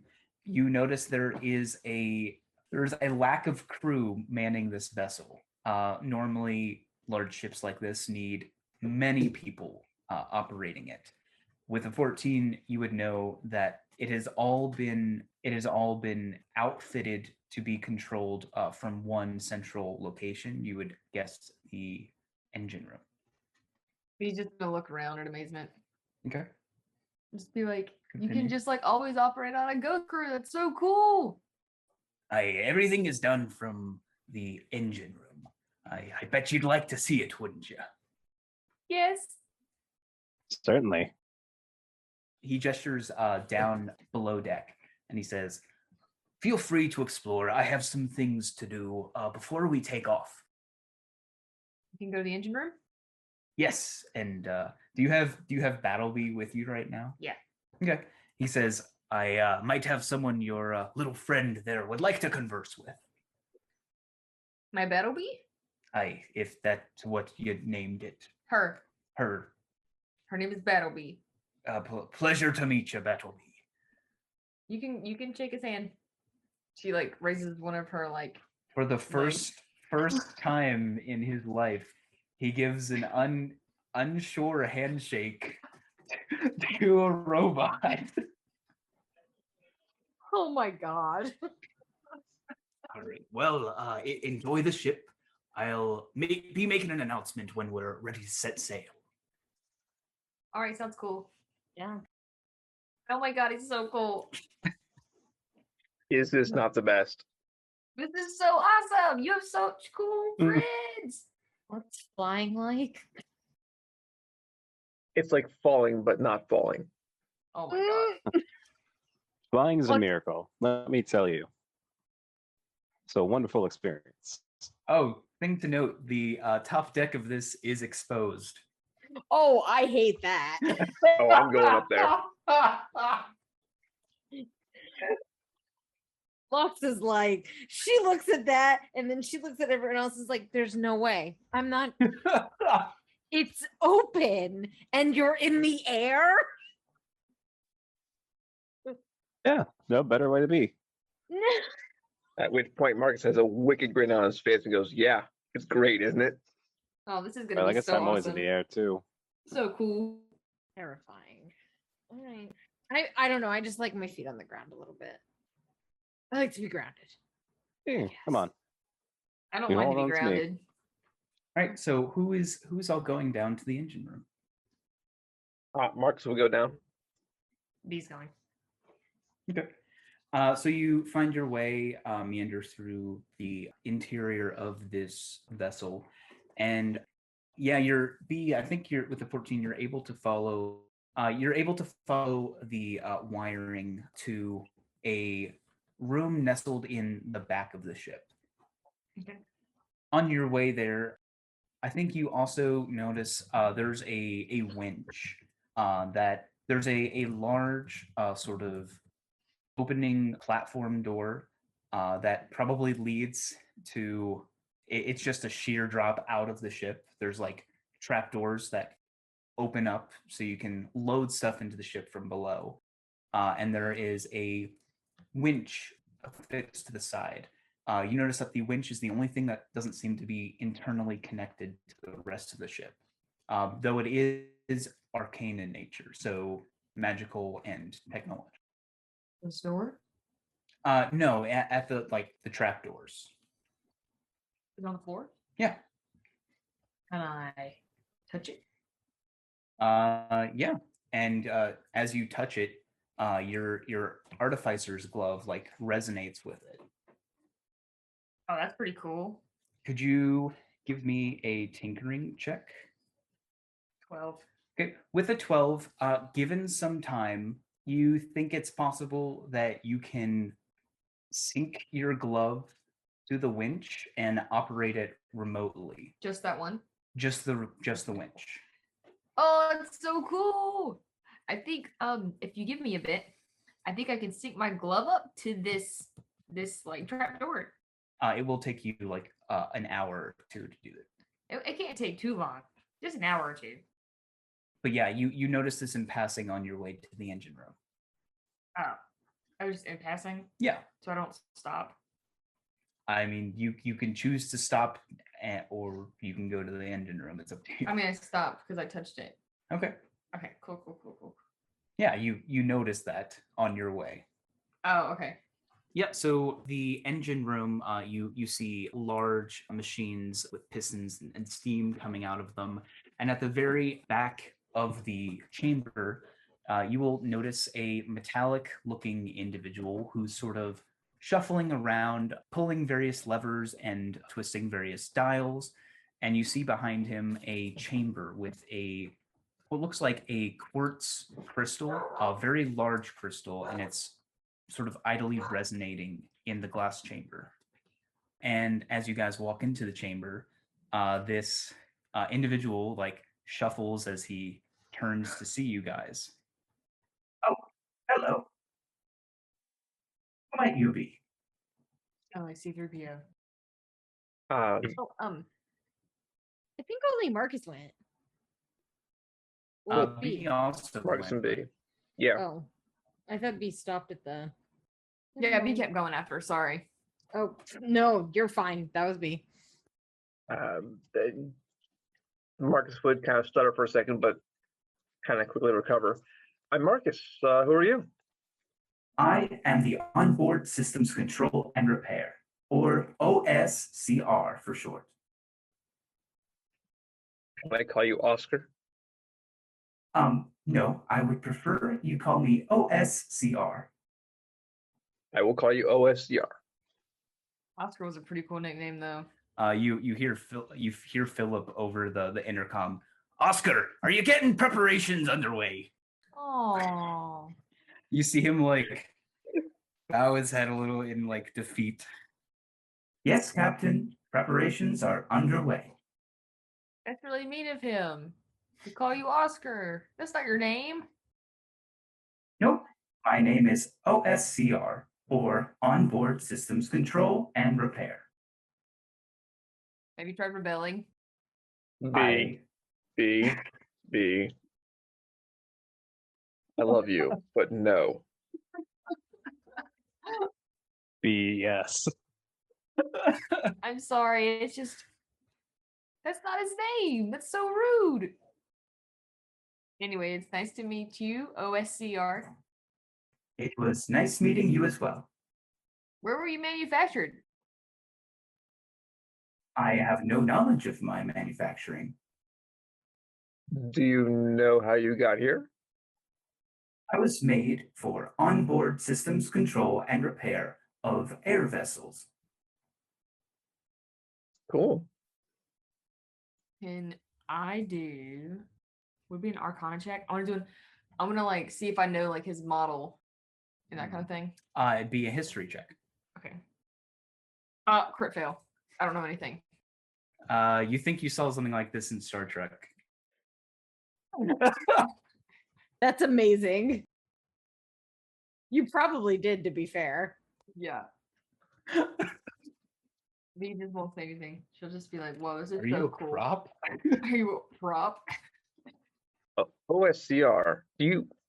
How does this work? We're floating for no apparent reason. Yes, that is thanks to the resonance crystal behind me. And he gestures behind him to the large quartz crystal. What did it do? Well, you see, Orville and Wilbur Wright experimented with different sorts of crystals, and by applying magnetism to them, found that you can achieve levitation or flight. I really appreciate it. Do I know who they are? You're not there, but you can make a history check. I'm just V does not know who they are. Like, I don't 9. even need to roll. That's really. I feel like you should have advantage on that, so we'll go Yeah. with the 19. You're Yay. literally an aviator. Yes, Yeah. you know who Orville and Wilbur Wright are. They were the ones who developed the technology to make it possible for vessels to fly via crystals that are basically magnetized to sort of counter the Earth's magnetism. In this world, they did not study birds and notice the way that the wings, Didn't happen in Kitty Hawk. no, well, maybe. But Apparently, there's rumors that they, like, first in flight, North Carolina is not first in flight. I've heard those rumors. did I make the acronym to spell out Oscar? Yes, I did. Nicely done. Very well done. Thank you. Yeah, so he gives you a brief history lesson, Marcus, about the history of aviation and how it's done with large magnetized crystals. Huh. How Wait, you don't like us to listen to Marcus? how far does You're the standing right there. I know, but you said to Marcus. Well, it was Marcus's question. Sorry, Mike, please continue. I was going to ask him how far the magnetic field traveled from the engine room. Because it seems like if there's any kind of metal projectiles, it might bend them. Or bend their trajectories anyways. The engine is able to affect anything set up to the internal flight mechanism. So you would surmise that means it just needs to be hooked up to the ship via these wires. Interesting. Okay. Does this thing act as a shield then? No, it does not. Cool. All right. How fast can this go? And how high? It can go up to 2,000 meters into the sky and can travel approximately at 100 miles per hour. That's fast. You guys hear over the intercom once again, Oscar, are you getting preparations underway? I'm still waiting up here. Yes, Captain. Preparations are underway, and my name is OSCR. One more question, if you don't mind, and then I'll leave you alone to hopefully get things taken care of for the captain. Does this run silent, or is there any kind of disturbance around the ship? There is an arcane field emitted by the crystal resonator. Is that It is, for the most part, undetected by a large range. However, those aboard may feel a slight tingling sensation. A slight tingling sensation. Okay. OSCR, thank you so much for your time. I really look forward to this journey, man. I'm glad to have you aboard. And with that, he turns around to go back to his work. Does anyone else do anything while on the airship? Zephyr drags Lux up to the top. The exposed. I'll be fine. It's. I mean, but you're flying and it's open and. Yeah, that's the fun part. Yeah, but you could fall off very easily. No. That's a myth. You, Centrifugal force, you see. you fell from the sky, did you not? And I lived. Okay, fine. Fine. I mean, at this point, we're going to shoot a magical law enforcement officer and we're going to hijack another ship. Might as well be on top while it happens. Yeah, she'll go with him and That's the spirit. So yeah, drag her up to the top. It is still indoors at the moment, Still? and is quite close to the hangar doors. But yes, it is very high up. You look down and get dizzy, knowing that there is nothing holding you from falling off this thing. there's no railing. I mean, there's a railing, but like, say this thing were to go upside down, Okay. or fall out of the sky, you'd be free fall. Not that I'm saying that would happen, of course.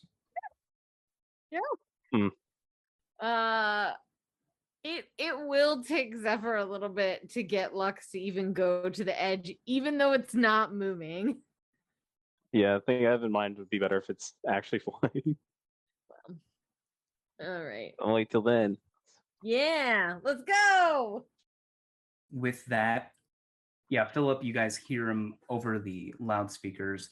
He says, "Everyone might want to grab a hold of something." And with that, you guys see the hangar doors start to open into the pitch black night sky. Oh no.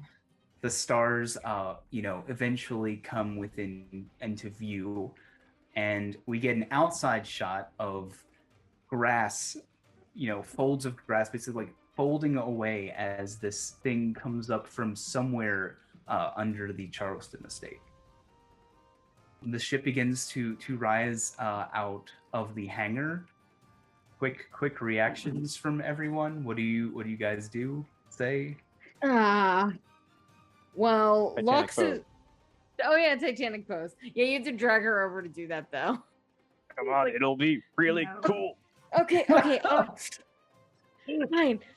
Okay. Yes. Sure. But I will have something to hold on to, right? I mean, me. Oh, okay. That's fine. Titanic pose it is, baby. Let's go. This is probably the worst Titanic pose. She's probably just like close your eyes. Lux, you look down over the side and see the ground getting further and further away. I just look up after that. I'm like, oh, all right. She is shaking. See, ain't this romantic?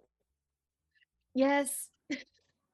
Actually, yeah, it is kind of. Yeah. The ship begins to pick up speed as it lifts off into the night sky, disappearing from view of the people below.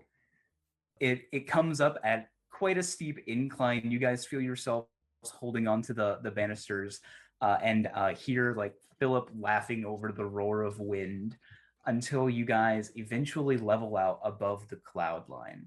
You're able to see the massive 10th kingdom below with its spiraling cities. You see flashes of colorful light as zap trains appear in one place and then end up in an instant another.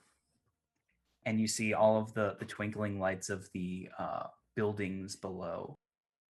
This is beautiful. This is beautiful, really. Over at the that. loudspeakers, you hear Philip say, You're now free to move about the cabin. Restrooms are open. and then he cuts off. Oh He my is a God. treat. He is crazy. I love him. Okay. Yeah. Fucking has Lux some will wild friends. Mm-hmm. really. I thought we were cool. Did you? He's a wild ride. He's a wild ride. I almost called him Sight, damn. As the ship fixes itself, he tries very, very hard to hide it, but Crow did get like a little jarred there and had to like brush himself off and fix his clothing, and he does his best to make it look like he was, perfectly chill that whole time. Can I make a perception check? Make it a disadvantage because everyone is in a similar state. 16. Yeah, he did not enjoy that one bit. Is he near me?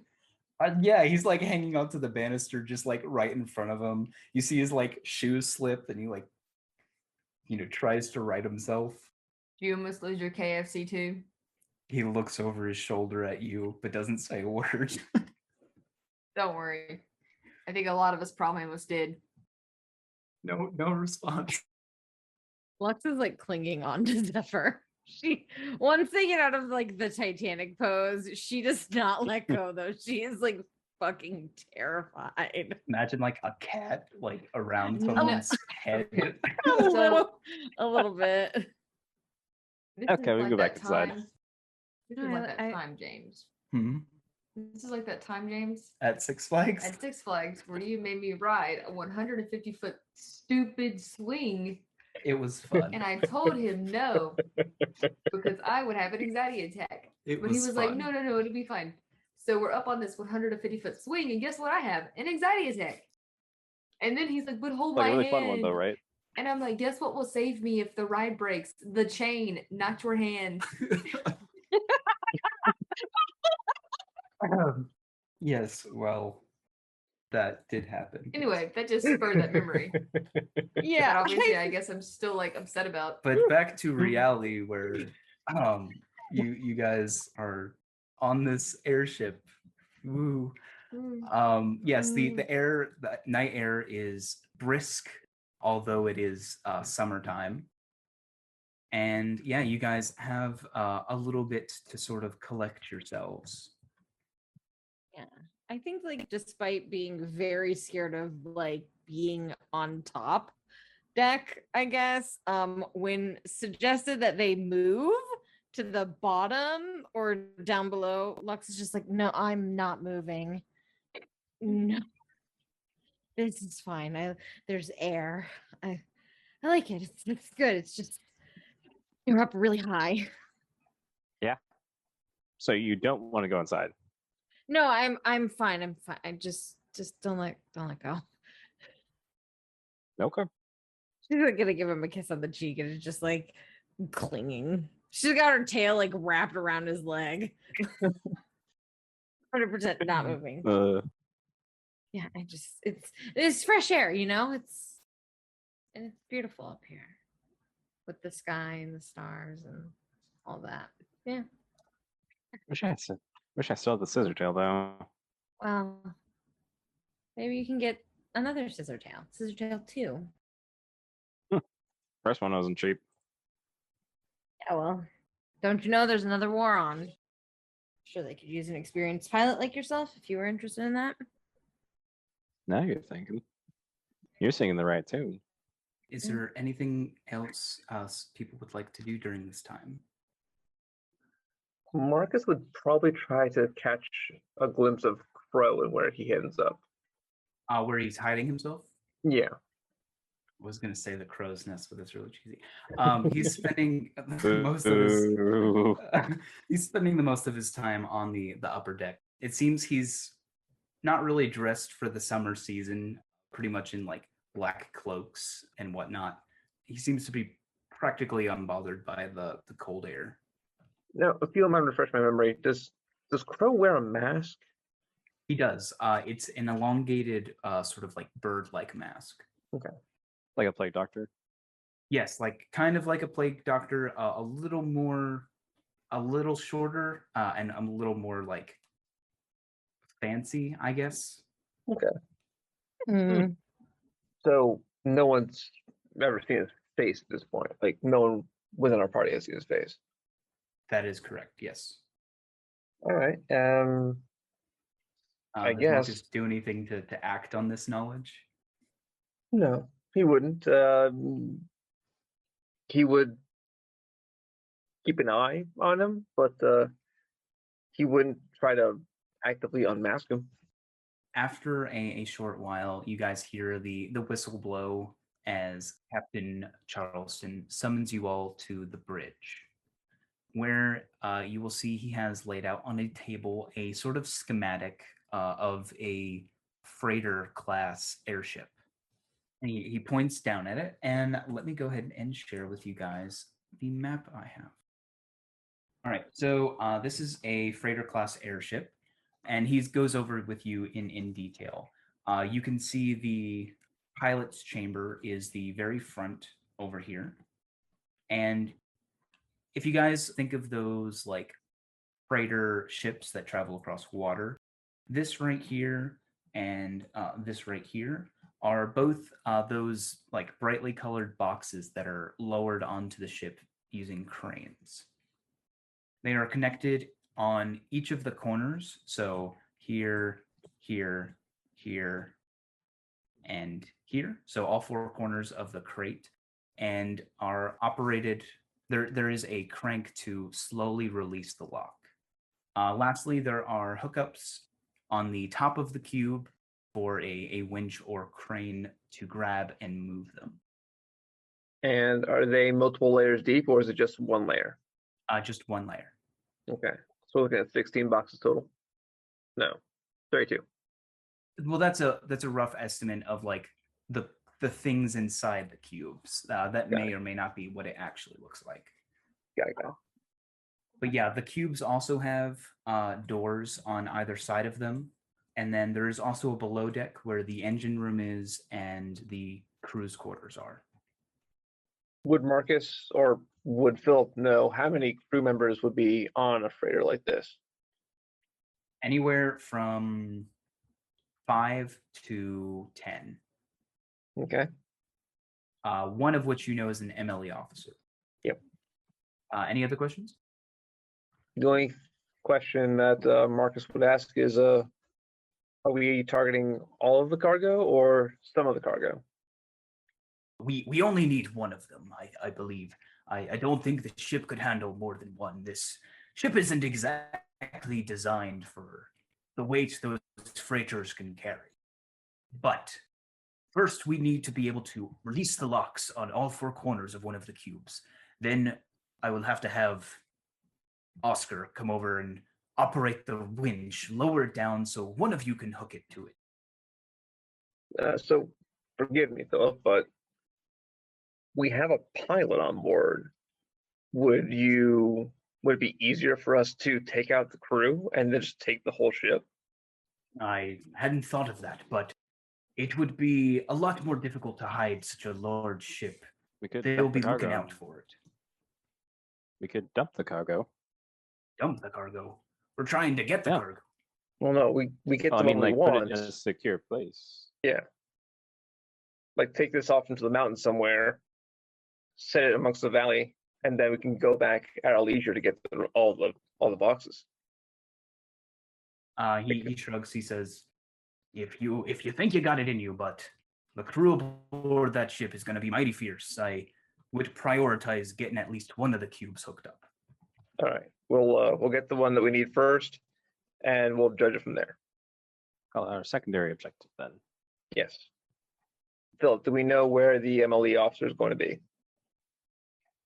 My guess would be below deck, but if there's any disturbance, which there will be of sorts, I would expect them to immediately rush to the top deck.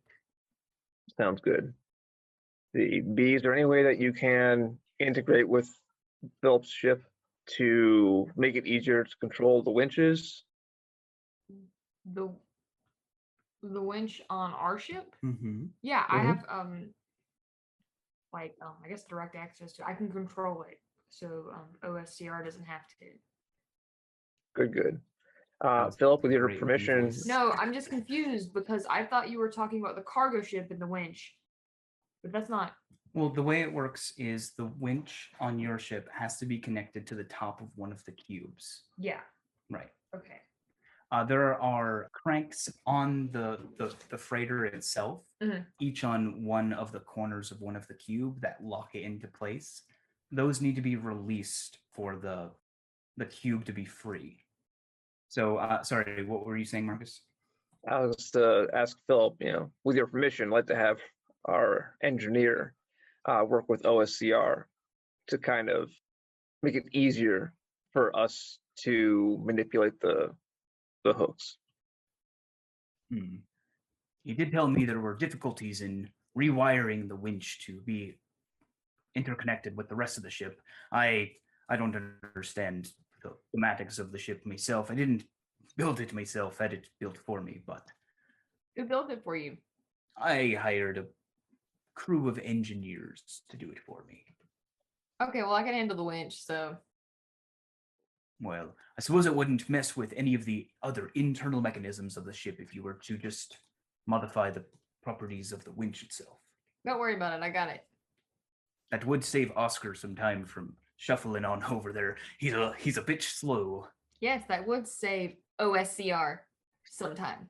He just looks at you. I look at him. Right. Right. Well then, is everyone clear on the plan? I Yes. think so. Are you clear on the plan? Oh, jeez, where's the voice mod? I'm so sorry. Being passive aggressive. Aye, aye, Captain. Be All right. aggressive, passive aggressive. All right, so I guess we'll also approach, create a distraction, which Philip, I'm sure you know what to do. And then we need to get people on board. Sounds like a plan. Yeah. That does remind me of something. And he walks over to a cabinet where he pulls out these bright orange vests, and he hands each of you one. These are life jackets of feather fallen. Normally they're used in life-threatening circumstances, but they make for a hell of an entrance when dropping on a ship, if I do say so myself. Marvelous. Do we activate these or are they automatic? You can activate them as soon as you jump off the ship. They are for a single target feather fall effect. Got it. One-time use. Yes, one-time use. Also, they have an added function that as soon as you hit water, they inflate. Hopefully, you would be hitting the ship, though. You wouldn't be landing in water. Yeah, hopefully. That would be nice. Have to use the Artificer's Glove remote with the winch, and if so, what's the distance? So Philip knows the distance of the winch, so he will get within lowering distance. But yes, you can remote operate the winch with your glove. Okay, so I can be on a cargo ship. That's correct. Okay, that's what I like. Mm-hmm. Okay, cool. And the process of you setting up the connection to the winch is you making the hand gestures for what the controls do. Oh, Yeah. it's gonna be looking weird. Mm-hmm. Mm-hmm. Are there Alright. any other questions? What's our exit strategy? How do we get off this boat? If you're able to get inside one of the cargo containers, I should be able to just raise you all up into the ship. Might be a bit of a bumpy ride with all of those artifacts, though. True. All right. How many of those vests of featherfall do you have? Because I'd like to have one as a backup. Yeah, he can definitely give you each a backup. But remember, you only get one reaction. Yep. Do you have an extra small? I I guess a children's size? they're more of a one size fit all. Bet. I mean, Philip doesn't know safety standards. He's literally using them to purposely jump off of his ship. What do you expect from him? It's clever. Probably It is a dress clever. On me. What'd you say? Probably a dress on me. Yeah, probably. We'll just have to tie it really tight. We'll just like put a Wrap belt. a rope around it. Yeah, Duct tape. Duct tape.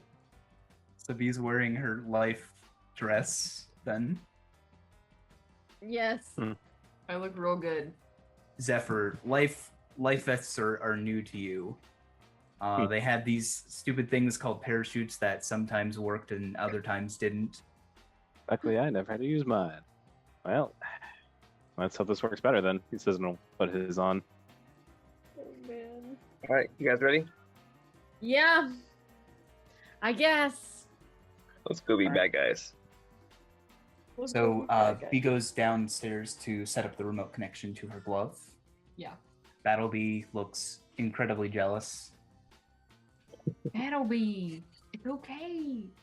Crosses its little metal arms. You know you're my number one Protesting. girl. You're my number one girl. You know that. The winch makes some like beeping sounds as you attune it to your glove. You know you're my number one girl. That song I sing you, you're my number one girl. And she's like doing her thing on her She glove. starts like bouncing a little bit, but then Yeah. Nothing will ever replace you. slowly turns just- to look at you. Look, I just gotta go steal these things real quick. It gives you an affirmative nod. Awesome. I love you. She gives you an affirmative nod. Awesome. I love you. Take care. Do you thank- speak into the glove? I love you too. I love you too. Aw. There you Oh my gosh. go. All right. You're sentient. So after another hour or so, you guys are getting near 3 a.m. You hear Philip over the intercom say, We have the vessel in sight. If you all wouldn't mind coming to the bridge, I have a little presentation for y'all. No. Okay. and as you guys meander up there, you see the ship coming into sight, probably like a good 1,000 feet away. And he says, "Now I bet all of you were wondering why this ship be called the Banshee. The thought kind crossed my of. mind. Oscar, if you would do the honors, please." Yes, OSCR. Before OSCR does this, he says, "You all might want to cover your ears." Yes. Okay. I will do so. Yeah. Do as the man says. Mhm. So we get an outside shot of the bow of the ship as the sculpture on the front is of a mermaid. You see it like open its mouth, and as if we could see the sonar waves, it sends a concussive blast of sound careening towards the ship. It impacts, you see the ship in the distance spark with electric energy, and then it begins to plummet to the sea below. Philip immediately begins in a nosedive towards the other ship, and he says, "Best you be getting out there. It helps if you yell when you jump off." What do you all do? Marcus checks his both guns, and he runs to the railing. Okay. Lux is just watching. Is he about to jump off the ship? And with that, Marcus looks back, gives a thumbs up, and lines up with the ship, jumps. Oh, that's so cool. I'm gonna do it next. Okay. He sprints to the edge and just jumps off. Okay. Halo I can't believe Halo takes a couple of deep breaths and he's like, okay. He jumps off. He'd hide himself a little. I can't believe I'm about to jump out of a perfectly good aircraft. Yeah. Have a good time. Alexis is looking with more horror every time somebody jumps off. We're just gonna do like a loading dock or something. Not just off the rail. I'm not equipped for this. Hey, do you know what helps me? Okay. Sometimes I just like to close my eyes, take a deep breath in, out. Are your eyes closed? She will close her eyes. Yes. All right. Now count to 3. What? Push her. 2. Oh my god. Yeah, make an athletics check. Oh my god. You have advantage. Her eyes are closed. I hope you know. Make an acrobatics or athletics check to avoid his push. Okay, Oh my god. That's a 4. Yeah, you push her over the side. She screams. Zephyr jump say- after her. Crow watches you do this and just shakes his head and jumps over the banister, real cool guy style. Goes jumping over a car hood, feet first, goes down. Is Oh the my- throw fall too? And then we get the action shot where we're gonna close the session on of you guys falling down through the night sky towards this ship that impacts the water below. Oh my That's gosh. amazing. That is amazing. Bee has her like mouth open, so her cheeks are just like. That's amazing.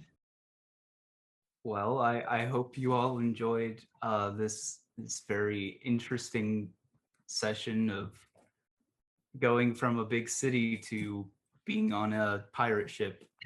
Yes. Yeah. Yes. Oh my Very, God, this is- very worried about the item that I gave Marcus, but you know, I mean, as you Mark. should be. Nobody Marcus seemed is like- concerned except for Logs, who was like, in this world, there is I know Marcus read this, but there's actually a part of the brain that is, designated for giving the person the ability to spellcast. It's called the Magnus lobe. And if someone, a lot of times with dangerous criminals, this wasn't the case with Speechless, but they will actually do a procedure to remove that part. Like a Well, lobotomy. yeah, like a, Yeah, yes, like a lobotomy. you would think that with Speechless, they would have done it, all things considered. You would think that, wouldn't you?